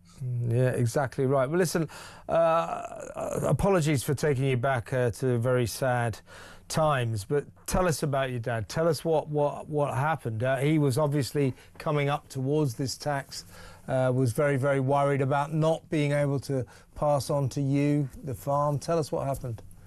Well, I think a lot was leaked out before the budget last year, so it was pretty common knowledge that a inheritance tax was going to come in onto farms. My dad got increasingly worried about it over time. There was no information available. All we knew it was going to come in, and I think he just decided, you know, the government's not going to beat me. They're not taking our farm. He's worked all his life to build it up, to get it bigger, you know, to make it profitable. And the thought of that being taken away was just too much to bear. And I mean, there's been quite a number since my dad, you know, he might have been one of the first, but have there been more of these? Yeah, I've heard of a few more that's happened. I mean, a lot of people are, you know, they don't want it to go public, but there's definitely been more since. In fact, I'm not sure if Victoria Atkins didn't mention a few in Parliament the other day. Okay. And did you turned up for a day's work early in the morning and found your dad? Yeah. I did, sadly, yes. Yeah, it's an image that'll never leave my head. That one, I'm afraid. But did you have any sign or inclination that he might be prepared to make such a drastic gesture? I knew he was worried about it, but I never thought he'd do anything quite so drastic. I mean, maybe when you look back, you see little signs and think, but there was nothing obvious. But he wasn't the type of bloke that would make a fuss. He'll have made his mind up, I would imagine, on the kind of night before, and just thought, you know, they're not beating us. Yeah. What does it make you feel, Jonathan, when you think about your dad? I mean, what he did, you know, it's tragic. It's an awful story, but it is an incredible story of parental love, if you see what I mean. But what do you think about the Chancellor of this government that drove your dad to do that? I think somebody once said to me, he says, your dad's a very brave man. And I kind of took that to heart, and I thought, yeah, you know, he wasn't in the typical suicidal sense that he wasn't unhappy with life. He got his stresses and strains, but he wasn't, you know, the kind of down in the dumps and thinking there was nothing to live for. You know, he got grandchildren there that he loved playing with. He got a lot of things to look forward to. And if it hadn't been for the budget, it would still be here today. And in fact, when we had the coroner's inquest, the coroner actually agreed that one of the major factors in him taking his own life was the inheritance tax legislation that came in. Well, I can imagine, basically, it must have been the only reason. He wanted to make sure that you got the farm without being taxed to the hilt. It's the only reason, wasn't it? Yeah. So, I mean, that was the coroner agreed that we made that case that it would still be here today if it wasn't for the worry of the inheritance tax. So that was the reason he took his life. Well, again, can I go back to that question? How does that make you feel about this government, about Rachel Reeves? I mean, it's just... I mean, I just feel incompetent. I mean, I'm absolutely... well, I don't want to swear on live TV, but I'm sure you can guess what way I feel. But I mean, it's just so frustrating that they haven't got a clue. Not just about farming. I don't think they've got a clue about the economy, a clue about running the country. I mean, running the country to me is like running a business. And if they were in charge of a business, they'd have been sacked long ago. Yeah. And just generally, I'm glad you sort of widened the remit of this conversation. What did you think of the budget generally today? Well, I think they're incentivising people that aren't working. I mean, take the lifting the child cap. We might need more people, but if you're incentivising people that are on benefits that aren't working, there's a lot of families that are now on career benefits. So, you know, we're going to be working people through all walks of life are going to find it harder. You know, if you're working, you don't get any extra support for having children. To me, if you're wanting extra children, they're better off brought up in a working family, and you should be supporting that more than people that are on benefits, because in the long run, I mean, I'm generalising, and I'm sure there's a lot of good families out there that there are a number that will play the system and, you know, have more children just so they can play the system. And you got kids, Jonathan? Yes, yeah, I've got 4. And will you be okay to pass on the farm to them when the time comes? Well, I've got one of mine, my youngest lad is absolutely mad for it, and I think, to be honest, if he wasn't mad for taking over, I'd have given up by now. But we keep going just because he's so interested, and I know what I was like at his age, and hopefully by the time he's a little bit older, he's 8 now, so hopefully in another 10 years. I can't imagine the government will last that long, so hopefully it will change around a little bit, and it'll be a much brighter outlook for him when he's getting into his 20s and looking to run the place. And farming generally now, is it harder than it used to be? Oh, I mean, it's definitely. I mean, this year particularly. I mean, last year we had a wet year and struggled. This year we've had the drought. We've struggled to make any winter feed through hay. So we're short on winter feed, which we've now got to buy in, which is double the cost of what it was last year, because everybody's in the same boat. You know, milk prices are dropping, feed prices are going up. There's just no easy way to make a living, really. So if it wasn't for your kid, your boy who wants to follow in your footsteps, you'd sell up. Yeah, well, I don't know if we'd sell up, but I'd certainly be looking at doing something different. I think if there was nobody interested in following on the way the industry is at the moment, there's not much incentive to keep going if you haven't got children that are interested in following on. Yeah, well, it's great your boy wants to do it, but generally you're doing okay after your dad's sad death. Yeah, I mean, coming on shows like yourself and trying to push the agenda a little bit and raise awareness has done me a lot of good. And both myself and my sister have spent a lot of time sort of raising awareness, because I said there's been a few more I know of, and you know, in the next few months coming up to April when everything changes, there's going to be a lot more people that are considering the possibility of, you know, taking their own life to protect the farm, which is a travesty. I mean, it shouldn't be allowed. It's I don't think inheritance tax should be on anybody, to be honest. We get taxed every time we buy something, every time we sell something, every time we go for a pint, every time we fill up with fuel, we're taxed. It's been taxed multiple times by the time it comes to inheritance, and I don't think anybody should have that put upon them. But farmers especially, when you look at the return on investment, when we're in the low, you know, 1, 2, 3% return on investment, it's just not feasible. Most businesses work on a much higher return of investment, whereas farms are very, very low. We've got we're asset rich but cash poor, and our assets are, you know, land prices have gone a little bit silly of recent years, which feeds into the, you know, percentage inheritance tax that we'll need paying.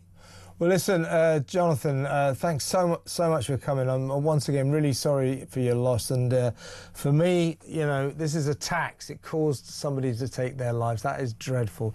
That is Jonathan Charlesworth, farmer up in Yorkshire near Barnsley. His dad took his life to avoid the inheritance tax.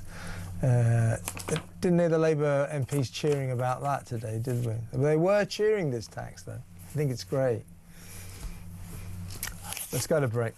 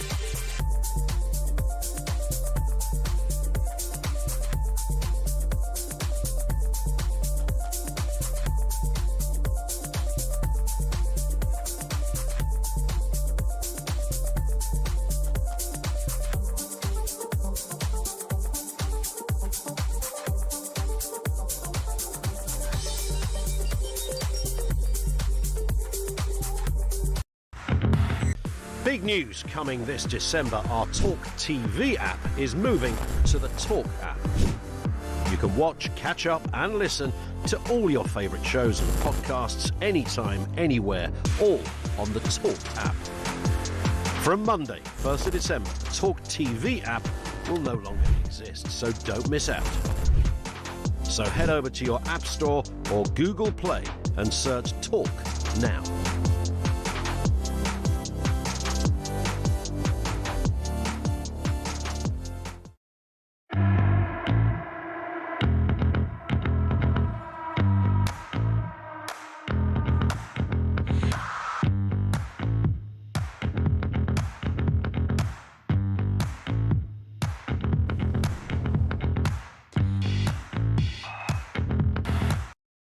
Across the UK, on DAB+, on YouTube, on your mobile, and on your side. This is Talk. Welcome back. We now have learned that very tragically and sadly those 2 National Guard soldiers who were shot in Washington have died. They are both dead. We believe the shooter He's been apprehended. He's in hospital, we understand. But his two victims are dead, which is very tragic. Now, we're running against time. So what we're going to do, after the 9 o'clock news, Peter Cardwell, our man on the scene, he's in Washington. We're going to go over to him live and find out exactly what has been going on, what the atmosphere is like. We've heard from Donald Trump. We've heard from the authorities. The police have confirmed all this. We don't quite know why. Perhaps Peter can help us with that, but he can certainly bring us the panic that is spreading through Washington right now. So quite a story unfolding over there in DC. In the meantime, before we get to the news, let's have a little listen to a WhatsApp voice note. This is Scott.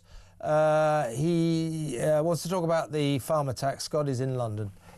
Yeah, I wish them nothing but the best in the world, and I hope they have a fantastic Christmas. I just want to comment on the farmers and the tragic story of that man who took his own life, so his son wouldn't have to pay an inheritance tax, and then you get that Labour government cheering in Parliament. What an absolute disgrace. That just sums them up in a nutshell, mate. They don't care. They've got no morals. They've got no backbone, no decency, no integrity, no honesty, nothing. They are an absolute shambles. What I really want to say, I can't, because there'll be too many bleeps or you probably won't play it. So I just wanted to say that, mate. My prayers go out to that family. Yeah, I wish them nothing but the best in the world, and I hope they have a fantastic Christmas. Cheers, Kev. Bye. Nice message from Scott there. Totally agree. The farmers' tax, all the Labour MPs, yeah! They're not thinking about Jonathan Charlesworth or his dad, Philip Charlesworth. 78 years old, lifelong farmer. Took his life, his own life. His poor son, Jonathan, who I just spoke to, went into the living room one early morning before, found his dad dead because his dad didn't want to spoil his kids' chances because of the inheritance tax. Labour MPs going, yeah, brilliant. Let's take a quick call. Let's talk to Kevin in Leicester. Hi, Kev. Hey, Kev. I want to repeat, you say it's almost broke my heart. What you think about it? Kevin, this line, it's not. You're gonna have to. We'll get you back. I'll tell you what. We probably won't have time to chat now. Stay where you are, Kevin. We'll talk to you after around about 9:20. Too much of a bad line there, folks. So we'll get Kevin from Leicester back. But once again, echoing the tragedy. You know, poor Jonathan Charlesworth, his family, his dad took his own life today for the farmers' inheritance tax. Labour MPs cheered and cheered. Brilliant, brilliant. It's just kind of annoying, isn't it, to say the least. I'm trying to sort of sum up what to say. But as Scott just said, on a family show, perhaps I can't quite summon the right words.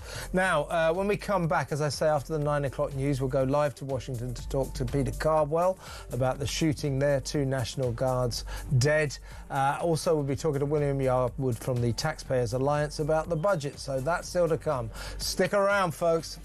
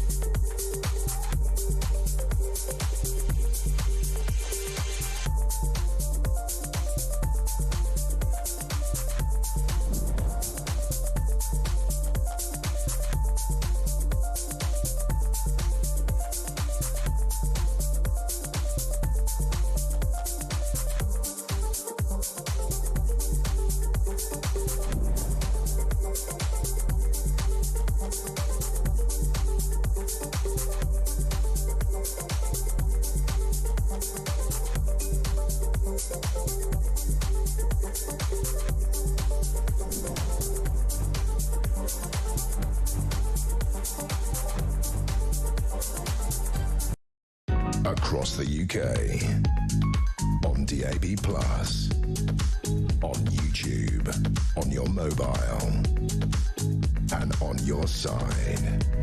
This is Talk.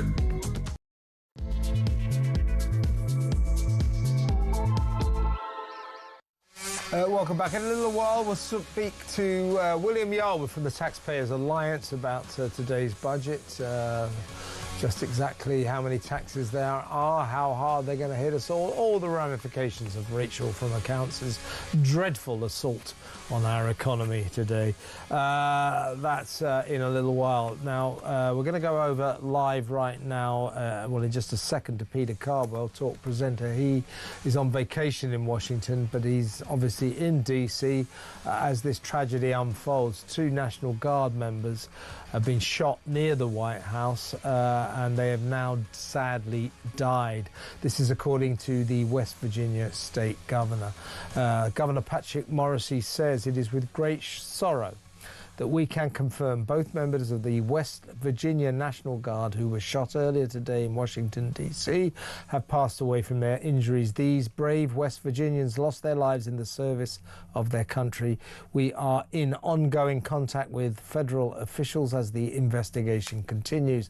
Our entire state grieves with their families, their loved ones, and the Guard community. West Virginia will never forget their service or their sacrifice, and we will demand full accountability for this horrific act. Huge security cordon all around the White House at the moment, still, of course. And the shooter, if indeed it was one shooter as far as we know, was also severely injured, but it has not died, is in hospital, obviously also in custody. President Trump has posted about this as well on Truth Social. As luck would have it, or fortune would have it, our man Peter Cardwell, Talk presenter, is currently vacationing over in God's own country in America and is in Washington at the moment. Welcome to the show, Peter. Thank you very much for giving up some of your vacation, but dramatic and tragic events in the city that you're in right now. What's been going on? Yes, really shocking. I mean, about 5 minutes walk from the White House, about 2.5 blocks away, a gunman opened fire on National Guard officers. And what has been happening in the last few months is that the National Guard was federalized by President Trump. There are lots more National Guardsmen in and around many cities, but particularly Washington, D.C. So this happened. I was actually speaking to an eyewitness who was bundled very dramatically into a nearby McDonald's, kept in there for about an hour. He told me that he heard the gunshots, heard certainly other eyewitnesses have talked about hearing initial shots, presumably the shooting of the National Guardsmen, both of whom have now died, and then a volley of shots back, presumably at the shooter, who is in hospital at the moment, but so far alive anyway. Lots of buildings, of course. Washington, D.C. is the national capital, the White House nearby, but lots of other parts of the government as well. The U.S. Treasury building, the airport here, Reagan National Airport, named after President Reagan. It's in lockdown at the moment.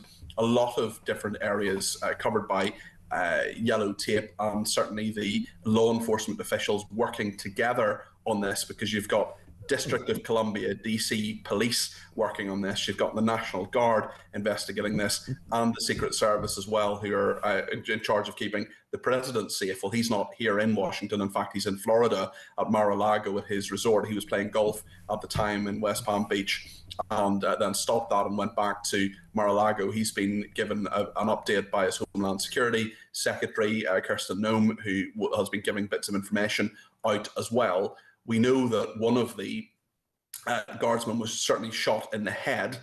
They were both the guardsmen were taken to hospital. We were told they were in critical condition for some time, but now being told that they have died. They're from West Virginia, and the governor of that state, there were 8 states where the National Guard was nationalized and brought to DC. So West Virginia guardsmen in the American capital, and both of those men were from West Virginia, which is why the governor of West Virginia is putting that information in the public domain. Patrick Morrisey. What time Washington time did this happen, as far as you're aware, Peter? So I actually got information on this about an hour and a half ago, maybe slightly more than that, from the eyewitness that I've been speaking to. In fact, that person was in touch with me even before it hit Twitter and hit the American news network. So it was middle of the afternoon, broad daylight. It's a beautiful, clear day here in Washington. And that was just a really, really shocking event. It was near a metro station. Many of these National Guardsmen have been at metro stations. It was Farragut West Metro Station, which is one of the main metro stations in DC. Fewer people in DC just at the moment because it's Thanksgiving weekend. A lot of people will have left or will have been on their way home. Of course. But out on the street, it just happened on the street, as far as you can, you know. Yeah, just on the street, and there are at the moment quite a large area cordoned off. And as I said, the eyewitness I was speaking to kept in that McDonald's restaurant for about an hour or so, and just recently told that he was free to leave. And we're talking about a shooter. Are the authorities? Are we sure it's a single shooter? Somebody acting alone? That appears to be the case so far. We don't know what the motive is. We don't know if that person was acting alone. We don't know who that person is. We don't know why. And all of those bits of information will have to be pieced together. Now, President Trump, as you said, Kevin, has called the shooter an animal so far and said that the full force of the law will be brought down upon him or her. And it'll be interesting to see what happens next. A big investigation, of course, and everybody here in DC talking about it as the news filters through to people. But as you say, no hint at all of a motive so far? No issue, no possible. There's so many. To say anything would be speculation. Certainly, the National Guard is controversial. Sure. Yeah. It is that President Trump nationalised it about 5 months ago. There was a legal case recently, and he was told that he wasn't allowed to do that. And within 21 days, I think we're now on the 6th or 7th day, within 21 days that he would have to send those National Guardsmen back to their respective states. Now, he hasn't done that so far, and I believe the White House is appealing that. But certainly more law enforcement. I mean, there's obviously a lot of law enforcement in Washington, D.C. anyway. It is the national capital, but the National Guard was something new and was part of a number of sort of controversial policies of President Trump. Whether it's linked to that or not, we just don't know. It's just too early to say. Absolutely. Just to explain to people, the National Guard are like reservists, like we used to call them the Territorial Army, so they're volunteers. But I think I'm right in saying, Peter, at the moment, many of them have been mobilised in cities all across the states, including Washington, as President Trump tries to clean up in a law and order sweep. Am I right? That's absolutely right, Kevin. And certainly there are 8 different states' National Guardsmen are in Washington, D.C. at the moment, including West Virginia. So West Virginia is I mean, we're bordering Washington, D.C., of course, borders Virginia, so it's not that far from West Virginia, but they are a bit of a way from where their homes would be and where they would usually be expected to be. But because of this nationalisation, that's why they are in Washington at the moment. That's why there are many National Guardsmen in many cities around the United States, but certainly in D.C. as well. So, yeah, there's no further information really at the moment, but we do know that the West Virginia governor has confirmed that the 2 National Guardsmen who have died are from his state. And a last question, really. I mean, this is Thanksgiving weekend. In America, folks, that's bigger than Christmas. This is the big holiday weekend. What's the mood? What's the atmosphere like in the capital city there? Well, this is a very, very important weekend. As you say, it's bigger than Christmas, and the largest number of Americans who move at any part of the year will move today or yesterday or today. The children are off school at the moment. There are lots of people who will have the Thanksgiving weekend. We know Black Friday is this Friday with all the sales and everything. That's an American tradition. So a lot of people in transit at the moment, certainly those trying to get out of Washington, one of the main airports, Reagan National Airport, that is in lockdown at the moment. So certainly it's another shooting. It's in broad daylight. It's in the middle of the afternoon in a place where you could expect to be hopefully expect to be pretty safe, Washington, D.C. So there will be a lot of annoyance, panic, worry, certainly from many people, but it does seem in this case in as much as we know so far, Kevin, that the law enforcement authorities have got this under control. They appear to have got the perpetrator, or the alleged perpetrator. Certainly, we'll see if there's any more detail that comes out of this. Peter Cardwell, thank you so much for coming onto the show. Excellent on-the-scene report there from Peter Cardwell, talk presenter. Happens to be on vacation at the moment in DC. Extraordinary.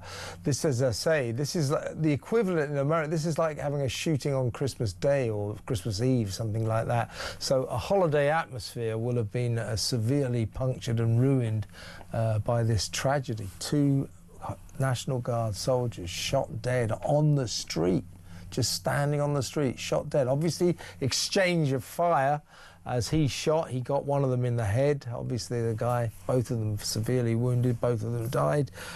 Clearly, gunfire was returned.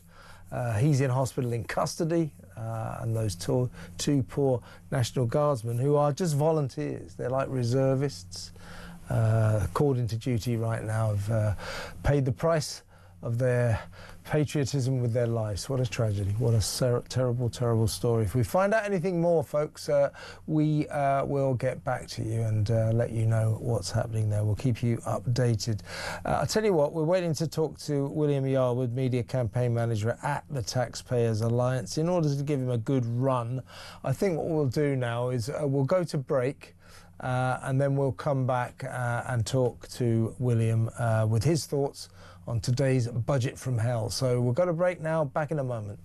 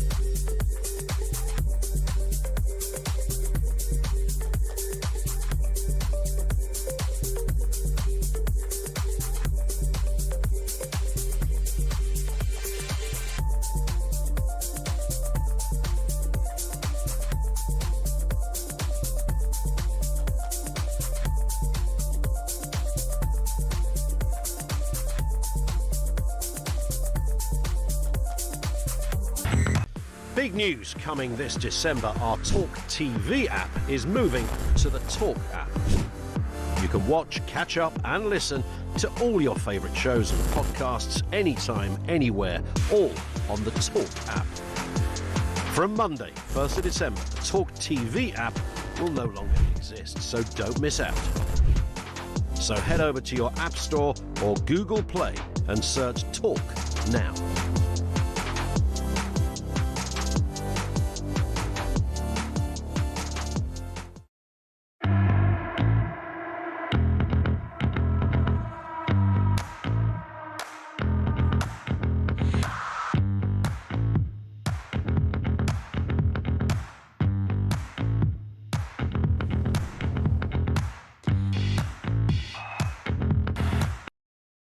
Across the UK, on DAB+, on YouTube, on your mobile, and on your side. This is Talk. Welcome back. As I said, let's go straight over to the Media Campaign Manager at the Taxpayers Alliance, William Yarwood. Welcome, William. Good evening, Kevin. Thanks for having me on the show. Thank you for waiting while we got our report from Washington. You're from the Taxpayers Alliance. A lot of taxes today. What for you are the headlines? Sure. Well, actually, I think the biggest headlines is what actually has been spent on. So I think one thing that has been the top headline is, of course, the removal of the two-child benefit cap, which is going to cost an estimated £3.1 billion.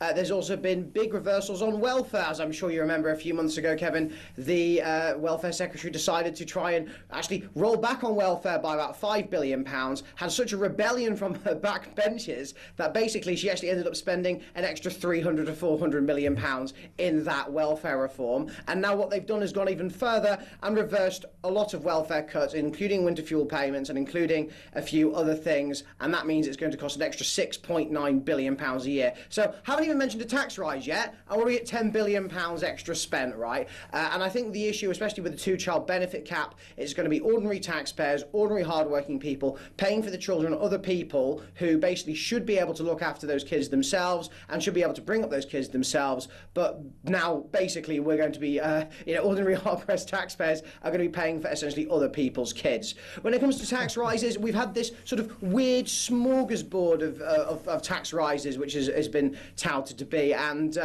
well, it was done in that way in order to try and avoid big headlines, Kevin. It was done in that way in order to try and avoid a big headline figure. Well, it's not really worked out for Reeves in that way, because of course we had the budget weeks ago. Actually, we had the budget before the budget was even released due to the OPR leak this afternoon. By the way, that was due to some civil servant working from home, apparently. So shows you. Was it? Apparently so. A civil servant accidentally pressed the go button. Well, I think it was apparently scheduled apparently half an hour earlier than it was supposed to be.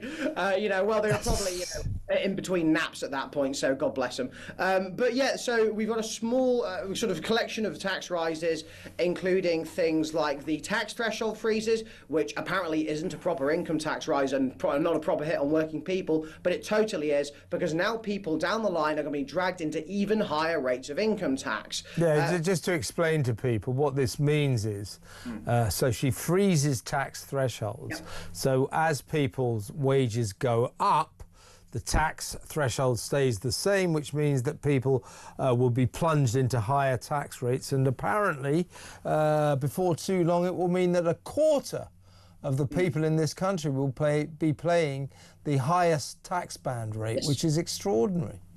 Yeah, it's completely extraordinary, and it's going to raise around £8.8 billion or so by the end of the Parliament. I mean, one interesting thing about the tax threshold freezes, Kevin, is when Rachel Reeves was Shadow Chancellor all those years ago, if we dare to remember back, she complained and endlessly whinged about the Tories freezing tax thresholds. And back then, she was right to. It was completely unacceptable that the Conservatives froze tax thresholds, dragging more people into that higher band. And now she's done the exact thing that she criticised the Conservatives in government for doing, proving just her level of hypocrisy. But of course, Kevin, it's never her fault, is it? It's never her fault. Of course not. I mean, what she blamed this time round, she's blamed Brexit, she's blamed COVID, she's blamed Liz Truss, she's blamed the weather. I mean, she needs to blame some other person. Misogyny, that's my favourite. Misogyny, of course. The reason we were in the economic crisis that we're in is because the media is giving her a hard time. Because she's a woman, yeah. It was quite funny today, wasn't it, when Kemi Badenoch skewered her on that by saying, well, she says it's about misogyny. Well, let me tell her, from one woman to another. That shut Rachel up there. But I was talking to Brendan O'Neill earlier, and we're fond of saying that Britain, in effect, is a health system with a state attached, with a country attached, because the bill for the NHS is now about £205 billion a year. Actually, after this budget, and indeed after the last budget, but particularly after today's budget, where the welfare bill now is set to rise from its current level of about 325 billion pounds a year to 420 billion pounds a year by 2030. That's a hell of a rise. What I think we are evolving into is a welfare system with a country attached, right? I mean, we are now, as a nation, particularly those of us, the alarm clock class, as they call us, people who get up and go to work, but as a nation, we are now working, the whole nation, individuals, businesses are working to feed our voracious, massive, growing, escalating welfare state, right? Yeah, absolutely. Britain is we're a welfare state with a nation attached to it. Absolutely correct. And you mentioned the 400 billion figure. Let me just put that to you in a bit of contextualise it a little bit. So we at the Taxpayers Alliance a little while ago, in the run-up to the budget, did a paper called Lifetime Tax, where we essentially revealed the amount of tax that the average household pays over their lifetime. So the average household pays about 1.3 million in tax over their lifetime, which is a stunning amount, I might say, Kevin, with 600,000 of that being in income tax alone. You've mentioned the 406 billion pounds that we're going to be spending on welfare by the end of this decade. That is the lifetime taxes of over 320,000 households. 320,000 households' entire lifetime taxes will be going towards simply funding the welfare spending that we will have at the end of this decade. How on earth is that even remotely sustainable? And actually, there's another point. Why on earth would you even bother, if you're a young person like me, if you're an entrepreneur, if you're interested in being successful in any way, why on earth would you stay in this country when you can just move abroad to Portugal or Dubai and whatever and be basically not taxed at all, allowed to keep all your money and not being funding, you know, massive welfare bills for people you've never met and in many cases actually don't want in your country in the first place, in the case of many foreign nationals claiming welfare? Absolutely. Let me put to you a couple of incoherent measures I would suggest.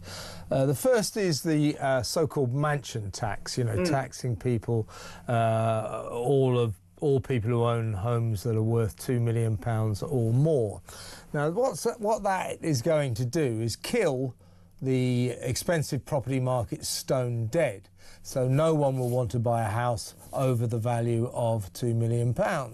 Once you get to 3, 4, 5, forget about it. People just aren't going to buy them because of the mansion tax. So therefore, the money she collects from the mansion tax, which will be relatively small in national terms, will be cancelled out by the stamp duty that the government no longer gets because no houses are being sold. Do you see what I mean?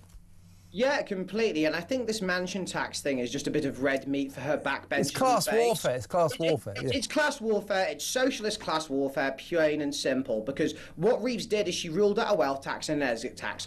Good. Neither of those things work, and actually if either of those things were introduced in the budget today, Kevin, you would be seeing people getting on flights this evening and leaving and never coming back at all. But the mansion tax is basically not really anything to do with mansions at all. You know, I mean, it's called a mansion tax precisely because it's dressed up in that class war language.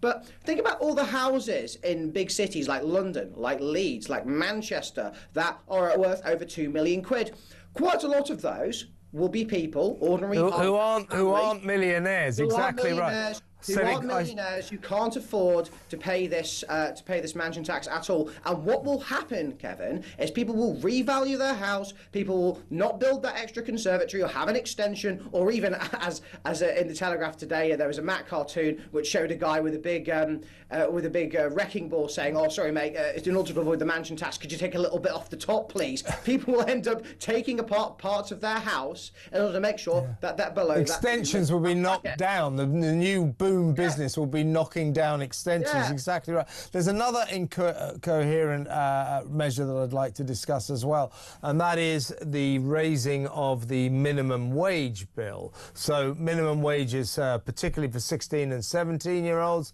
18 to 21-year-olds, and younger people just over the age of 21, all of their minimum wages are going to go up. So ostensibly, first off, you go, well, that's good, you know, young people, a few more quid in their pocket. The problem is that is going to cost employers, businesses, companies a lot of money to hire kids.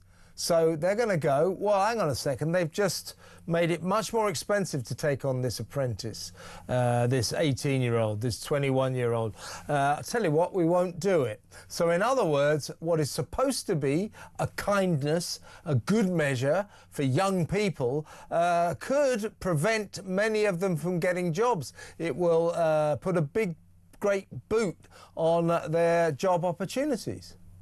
Yeah, completely. It's pulling the ladder up. As like you say, this is a bit of virtue signaling, and it sort of shows how these people don't really understand how the business world or even economics just generally operates. They think if you just say that businesses must pay certain levels to certain people of certain ages, then they go, oh well, businesses must find a way to afford them. And okay, maybe that argument could be made if you hadn't also increased employers' national insurance in the last budget, for crying out loud. I mean, and also let's talk about minimum wage more broadly.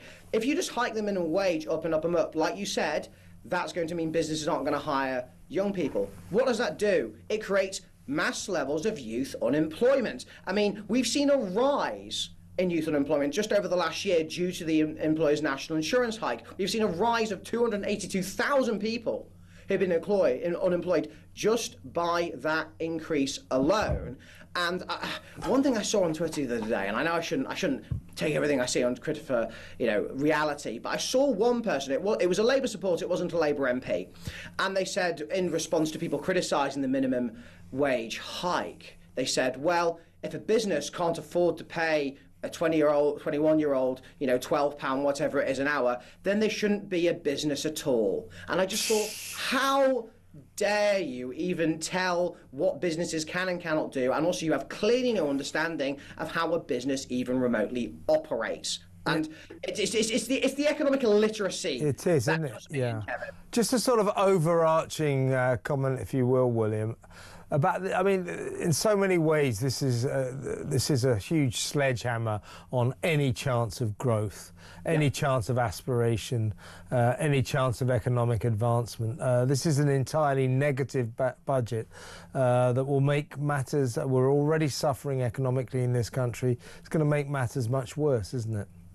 Yes, it is. I mean, the OBR upgraded growth for this year by a percent of maybe a 0.1 or 0.2 percentage points, but then downgraded it for the entirety of the Parliament.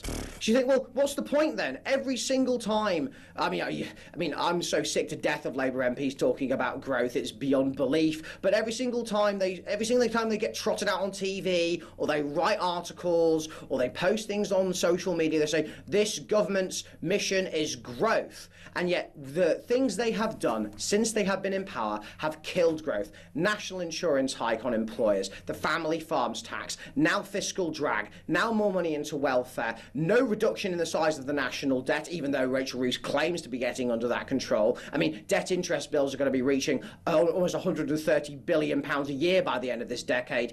How is that even remotely reducing the size of our national debt when we're going to be paying even more interest on it, meaning that it's going up? So this Labour government says one thing and then does another. Now, we're used to politicians saying one thing and doing another, but I don't think in quite a while, Kevin, we've had such a stark difference between what Rachel Reeves and her ministers and the rest of her government will say and what they actually do. And it genuinely makes me think sometimes, I don't think these people live even remotely in the real world, deal with normal people, understand how the economy or the businesses world works, and actually they're just doing this in order to keep their own backbenchers, on side so that they can maybe squeak all their way to 2029 when naturally they're going to get destroyed in the polls. And that sort of last, again, an overarching point. This is now complete confirmation of what this country under Labour has become. It is the private sector, it's private individuals, the alarm clock class, as they call them, people who get up and go to work, businesses, small and large. We are all now working hard, running our businesses to pay taxes, to fund the massive bloated welfare state. That's the system. It is just the private sector existing to fund the public sector. That is just the end, isn't it? Yeah, that's basically how this Labour government operates. I mean, Rachel Reeves consistently says, and it's even in today on the budget, said there will be no return to austerity. What does she think tax hikes are on businesses? What does she think that imposing more regulation on self-employed people does? What do you think that, making farmers and small businesses pay inheritance tax actually is? Why austerity is now not for the public sector. This is now austerity for the private sector, and more importantly, the productive people, like you said, who get up every single day, who will now be paying more tax down the line, either in their income or not being able to save as much, or on their pension, or on their business, or whatever it might be. This country is completely the wrong way around, and we can't then scratch our heads and say, why don't we have growth? The reason we don't have growth is because this government is putting welfare and the bloated, inefficient public sector over productive, normal people and the private sector. And until that changes, we're not going to see any growth, and we're not going to see any mess out of the way we're in. Yeah, to sum up, it's a disaster. William, excellent to talk to you. Thank you so much, mate. William Yard with the media campaign manager at the Taxpayers Alliance. Let me know what you think about all that. You might want to talk about Nigel Farage.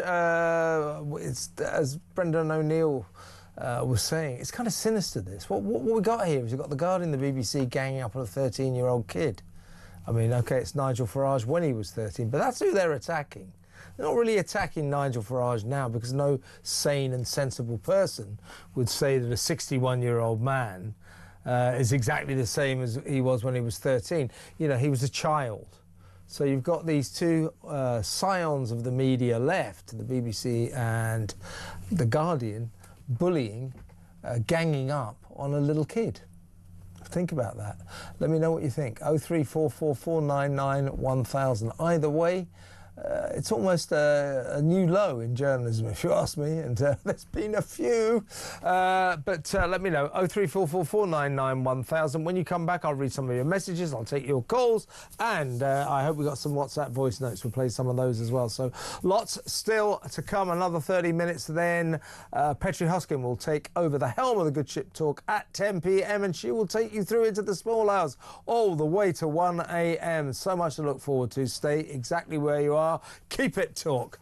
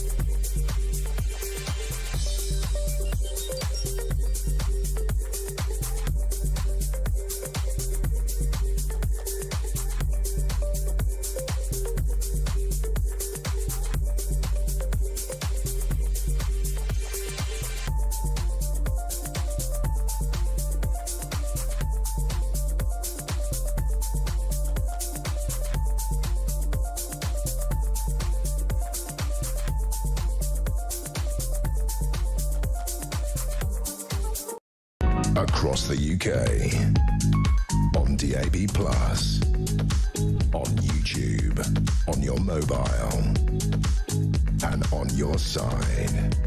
This is Talk. Welcome back. Just something to ruminate on, if you like. Give me a call about this. The UK's budget for the UK asylum seekers costs this year, 23-24, so over the sort of past year, £5.4 billion, and it now predicts that the budget today is predicted that asylum accommodation costs alone could reach £15.3 billion over the next decade. £15.3 billion over the next decade. UK aid spending directed towards hosting asylum seekers and refugees in the UK has risen to £4.3 billion. That represents 28% of our total aid budget. So what's interesting about that, she mentioned this. So what she's doing is enshrining the asylum seeker situation. So there's no plans. She said that, in fact, the amount of money that we are spending on asylum seekers, hotels, other forms of accommodation, is going to rise. It's going to rise to £15.3 billion over the next decade. And it'll probably go more than that. So if you think about it, no plans to stop it then. No plans to end it. They're not. They have no plans to end the migrant crisis. Trust me. Before we go to the phones, let's play a quick WhatsApp voice note. Here's Sean on the 2-child benefit cap. Why, mate? Why have I got to pay for other people's kids? Why have I got... If you can't afford to have kids, don't bloody have them. I get it for 2 kids. I get it. I've had it in the... If you can't afford to have more than blooming 2 kids, don't have them. I work bloody hard for my money. Mate, honestly, I am flipping fuming. Have a good show, mate. I'm with Sean. I mean, we all work, well, you know, I work hard, Sean works hard. Loads of us work pretty damn hard. Why should we pay for other people's kids? Fair enough for a couple, you know, but after that, pay for them yourself. You know, why should we pay for them? And the idea you can have as many kids as you like and we keep on paying, that's insanity. Before the 2-child cap benefit, there were these people who had children as a business. So they'd have 8, 9, 10 kids and end up getting like £100,000 a year in benefits. We're going back to that, folks. Good, isn't it? Let's talk to Kevin in Leicester, who had a bad line earlier. I hope it's better this time. Hi, Kev. Hey, Kev. Yeah, I was just finishing work. It's much better line, much better line. What would you like to say, mate? I'm going to make your blood boil, mate. Well, don't worry. It's already molten hot. It's already boiling. But what would you like to say? Well, quick example, you know, I've just finished work. I do work for a living, and you know this. I'm just making a comparison to my sister, but don't get on with them. Anyone who's listening to this, their blood's going to boil as well. This is what she gets. This is your sister? Your sister? Yeah. Yeah, go on. Yeah, but we don't get on because of things like this. Because of this. Go on, then. Yeah, 126 quid child benefit a month. She's got 5 kids. 5 different dads. Yeah. Well, that's going to go up. That's going to go up. Because she's only getting, at the moment, she's getting benefits for 2 kids. She will now get benefits for 5. So that's going to go up. That's going to go up by more than twice. That's going to go up to 260, 270 quid. So carry on. Yep. £908 a month, universal credit. She gets PIP for herself and her 17-year-old. He's the oldest. That's £2,300 a month. God. DIA for her youngest, £93 a week. She gets housing benefit, £420. Reduced gas, reduced electric, reduced water. Hang on, so what are we talking about? How much altogether is she getting? This sounds like, what, 40 grand a year or something? She's got far more disposable income than me. She's got a PIP car, Audi A1. Of course. This is outrageous. Kids go, there's free school meals, of course, but she don't bloody feed them. You know, her money goes on tailor-made fags. So is she a single mum, Kev? Yeah, she kills them all off. I don't mean it like that, but you know what? Hang on a second. How many kids has she got again? 5. 5. She's got 5 kids, single mum. From what you're... And what have you... She's just gaming the system, right? She literally is, yeah. She's the youngest. She actually literally even said, the others are getting too old. I need another kid. I hate her. She's worse than anything I've ever seen on benefits. I'm not joking, Kev. Now, this might sound a bit... She is on benefits, so she's a benefit... She's worse than anything I've seen. Let's go through that again. She gets 126 quid child benefit. What else does she get? She gets £908 a month in universal credit. Yeah. She gets PIP for herself and her youngest. The eldest. That's 2,300. 2,300 a month? Yeah. So you've got DIA for herself, and that's, I don't know actually really know much about DIA, but that's 93 quid a week for a youngest. Housing benefit, 420 quid. And did you say she's got a car as well? Yeah, she's got an Audi A1 PIP. There's no wrong with that. Is that when you say PIP, is that the Motability scheme? Must be. Yeah. Yeah. Does she claim? Got Asperger's. Does she claim she's got problems, mental health problems or something? Yeah, she says this, but she's never actually seen it. Yeah, but that's why she's getting all this money. Let's run through that. I want to run through this. I want to run through this again. So so the 126 quid a week she gets for the kids, that's about to go up to way over 250. because she's being capped at 2 kids now, so she's probably going to get 300 quid a week for the kids. £900 a month. What was that Universal for? Credit. Universal credit. £2,300 a month for what's that? PIP. PIP. Yeah. And then 93 quid a week for what's that? CIA. I'm not sure what that is. So hang on a sec. That's the youngest. She's on to 2000. She's on £40,000-50,000 a year. Something like. Well, I don't know. It's got to be. That's going to be. She's got so much, and she. I've got the biggest one. This is the other one. One of the kids' dads. He actually passed away, and he had life insurance for her youngest. She got 94 grand and blew it in 2 years on crap. Well, I tell you, bad legal and illegal habits. So I bet you're boiling because I am. I just reading. I wrote it down. She infuriates me, Kev. Yeah. Well, look. Did you say you hate your sister? I wouldn't go that far, but I must admit I'm not taking kindly to her myself, Kev. Oh my God! I mean, that sums it up. Trust me, mate. She's about to get about another 200 quid a week for the 3 kids she currently doesn't get benefits for. So there's something else to cheer you up. Well, Kev, thank you very much for that call. It's infuriating, but thank you. Sums up the problems we got in this country. Kevin there. How about that? Unbelievable. Shall we listen to another WhatsApp voice note before we go to break? It's Pete on benefits. Good evening, Kevin. Good show as usual. I need to know one thing, the breakdown of all these people claiming benefits. What degree and what numbers of benefits are being claimed by people who have just walked into this country illegally, and all of those that have come in illegally but overstayed? Now, it's easily there to bash British people if they haven't got a job, but they haven't got a job now, all these youngsters, because Rachel Reeves decided to put up the employer's national insurance contribution, so the jobs are getting even more scarce, aren't they, for these youngsters? So, mate, yeah. I mean, the amount of welfare going on, asylum seekers, migrants, it's phenomenal. These people come into our country, they break into our country, and then we start giving them welfare. Well, the first thing we do with them, we give them 50 quid a week. And then that often goes up the longer they stay. It's a good point. Let's go back to the phone, shall we? Let's talk to Graham in Murcia in Spain. Hello, Graham.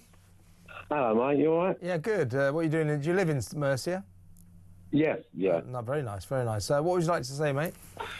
Well, I was laughing at the last lot of guys. Yeah, that was unbelievable, wasn't it? Getting benefits. Doesn't it? It sums up our problem, doesn't it, Graham? We're in the wrong game. Well, but as a nation, because of our welfare madness, we've created generations of these people who just game the system and do very nicely out of it.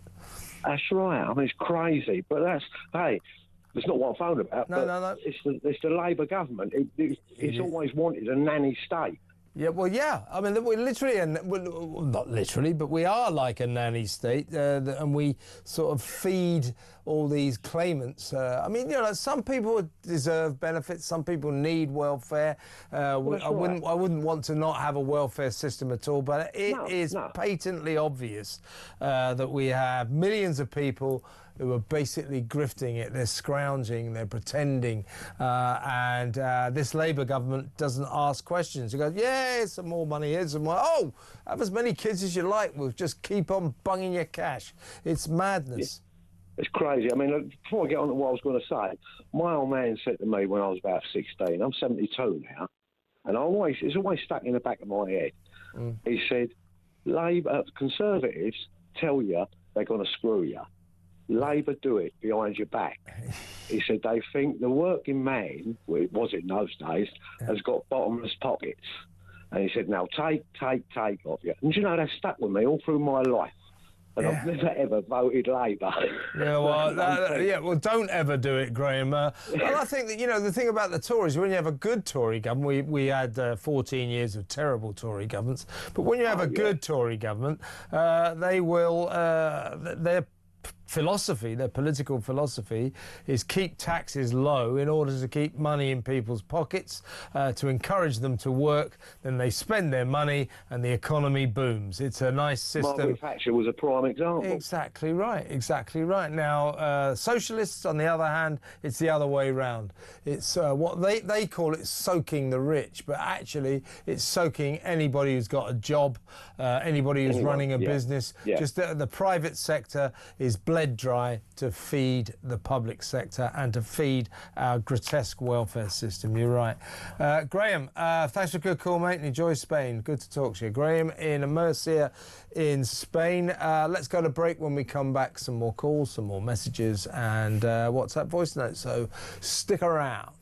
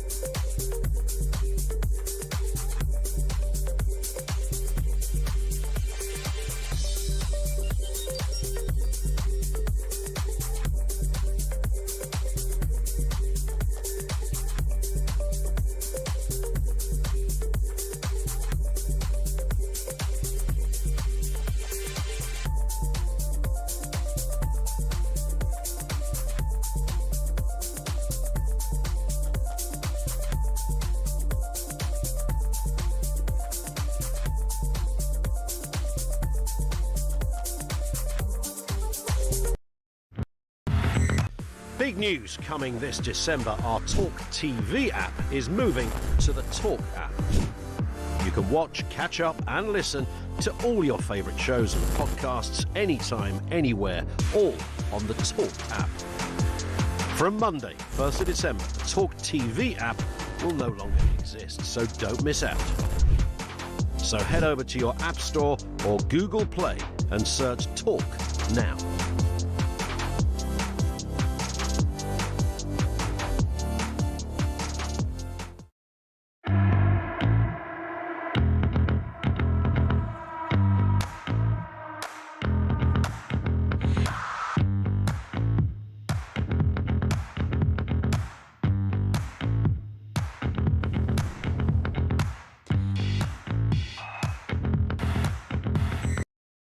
Across the UK, on DAB+, on YouTube, on your mobile, and on your side. This is Talk. Welcome back. Let's play another WhatsApp voice note. It's Pete on benefits. Good evening, Kevin. Good show as usual. Oh, we've done that one. I need to know one thing. No, we haven't done that one. Yeah, this is, sorry, I was just told that we've done that one, but we haven't done one. This is Pete on benefits. Dave, we're not doing Pete on benefits. For God's sake, which one? Have we done Pete on benefits? Okay. It's a very slick operation, isn't it? Dave on Motability. Come on, Kev. It's Dave at Manchester. We haven't spoke for a while. You know why they've got anxiety and depression. They only got a Ford KA. They only got a Ford Fiesta. You need a Merc or a 4x4 to be happy in this world on Motability. Come on, man. Get with the programme. Great show, man. Yeah, exactly right. And they're all getting very anxious and depressed because Rachel Reeves has really had a crackdown on the Motability scheme. You know, the ridiculous scheme that buys 1 in every 5 new cars in Britain and distributes them among allegedly disabled people who need them. Disabled people seems like a reasonable thing to do if it helps them get around. But people with anxiety, people who are depressed, people with mental health issues. If you're anxious, if you've got anxiety, why do you need a car? In what way do we have to give you... Anyway, that is Motability. Absolutely insane. And now that Rachel says, well, I'm cracking down, I'm not going to give away any more Mercedes or BMWs. That's why they're anxious. That's going to cause more depression and anxiety. She doesn't get it, does she? What we want you to do is stop this insanity. Stop buying 1 in every 5 cars and distributing them among people, many of whom don't need them. It's absolute deranged madness. Let's talk to Herbie in Harrow. Hi, Herbie. Oh, Kevin. Oh, my good. Well, it's a crazy Britain. God, it is deranged madness. What did you think of the budget then, Herbie? I haven't fully seen it all told at the moment, Kevin, but, you know, the mile allowance that they're going to put on for battery vehicles, which I would assume would mean HGVs as well. Yeah, per mile. 3p a mile. That's quite a lot. It's quite a lot, isn't it? Put it through the roof. Yeah, of course it is. You know, these lorries, distributing, goods and things like that. The cost of living is going to go through the roof, Kevin. What in God's name is she thinking of? She's not helping us. She's crucifying us. Literally. Yeah, she is. I mean, she's put a great big boot on aspiration, on growth, on the economy generally. This was an entirely negative budget. She had to collect a load of taxes. So the more taxes a government has to collect, the less money people will have, the less businesses will be able to blossom, and therefore you get negativity. You get no growth. Yeah, but Kevin, who's going to monitor the miles that these people are going to do? I bet you they doctor these speedometers so that they don't have to pay for it. I'm sure that's what's going to happen. And how they're going to administer it? How much is it going to cost them to collect it? And will these people pay it? I don't know. I was just thinking about this 3p a mile. So if you take your electric car on a 300-mile journey, that's going to cost you 90 quid or something. Yeah, well, exactly. That's nice, isn't it? Well, yeah, but, you know, Kevin, it's going to do a lot of damage to a lot of businesses, and it's going to do a lot of damage to the people that are buying food and everything else, because I say everything that comes by lorry, which everything does, it's going to cost more. So how is she bringing the cost of living down? Look, tell me. She's not. That's a lie. It's 26 billion pounds worth of new taxes that we have to pay. That is a cost of living. That is a high cost of living. So she's not bringing the cost of living down. That was just word soup. Word salad doesn't mean anything. The cost of living's going up, obviously. Herbie, I've got to move on, but always good to talk to you, mate. Thanks for the call. Herbie in Harrow, a couple of messages here. This is from David. He says, starting to feel the state of the economy is not the fault of Reeves. David, you're wrong there. He goes on to say, the problem is that Starmer is running the government by committee because he has no spine, and so he allows backbenchers to dictate policy. Yeah, ridiculous, says David. Yeah, you're right about that, but so does Rachel. They both are allowing the backbenchers to dictate policy, and they can't stop them because those backbenchers provide Keir Starmer with his parliamentary majority. Without them, he loses. He's got to do what they say. So yeah, they're not running the show. A bunch of left-wing Labour backbenchers are running the show. They're governing the country. This is Amanda. She says, to make IHT on farms fair, this is what should happen. That's the inheritance tax, of course. The value of the land which is farmed should pass tax-free. The farmhouse should be subject to the same IHT rules as the rest of us. Then that is fair. That's a thought. You know, the house, the value of the house, but not the entire farm, because you have equipment and everything. As Jonathan was saying earlier, Jonathan Charlesworth, our farmer guest, you know, nearly every farm in the country is worth more than £1 million because of the land, but because of the equipment and everything. A small farm is worth more than £1 million. So the contention by Labour politicians, this is only going to hit the big farmers, the rich farmers. No, it's going to hit every farmer. As Andy from Liverpool says, the tax on farmers, it's just a land grab by Labour, nothing more or less.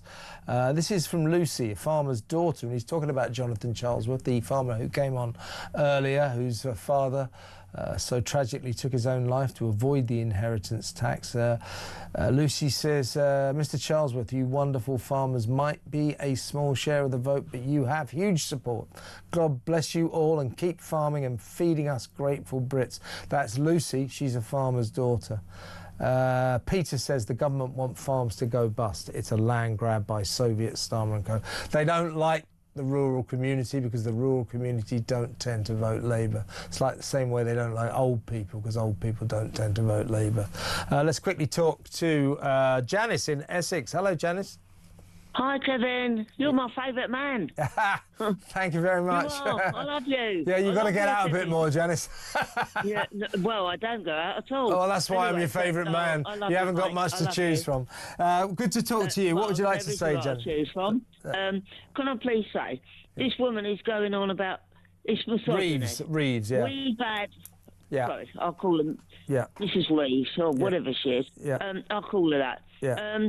We've had 3 lady prime ministers. That's what I said earlier, Janice. Misogynistic about them. Yeah, that's exactly what I said yesterday. She said, "Oh, it's misogynistic, it's sexist." We have. I can't see your colour braces anymore. Oh, well, I haven't got those. I'll wear them tomorrow, I promise you.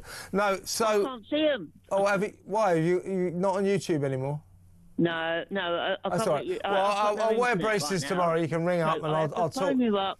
I'll talk you through them. Put me on the phone. But you're right, Janice. You're right, Janice. I'm not very well at the moment. But oh dear, I'm sorry to hear that. I phone you up and you take my calls, and I'm so grateful for that. Well, what I wanted to say to you, is I said this yesterday, that we've had 3 female prime ministers, and not a single one of them ever said that it was misogynists or sexists that gave them. They never played the victim card, and yet this woman. It's called inept. Yes, useless. She's inept and useless. I think you're exactly right. Janice, always good to talk to you. I'll wear some braces tomorrow just for you, all right? Good to talk to you. Take care now. Janice in Essex there. Have we got time for another call? Should we try and get one?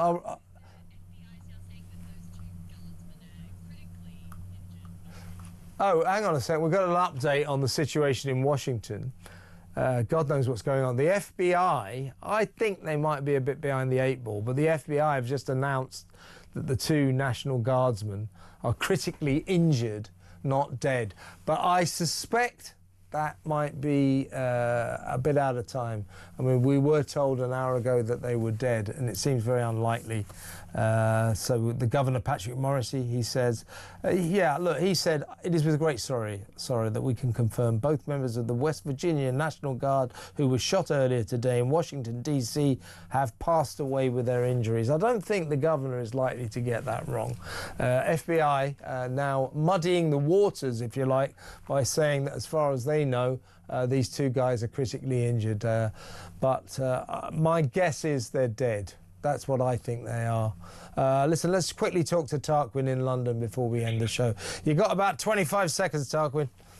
Well, on the most brilliant radio show on British radio. Thank you very much. That's why I get you on, you know. Just a quick one. Tell me what you think, Kev, whilst time we've got left. Yeah. That was an egregious land grab on the British people.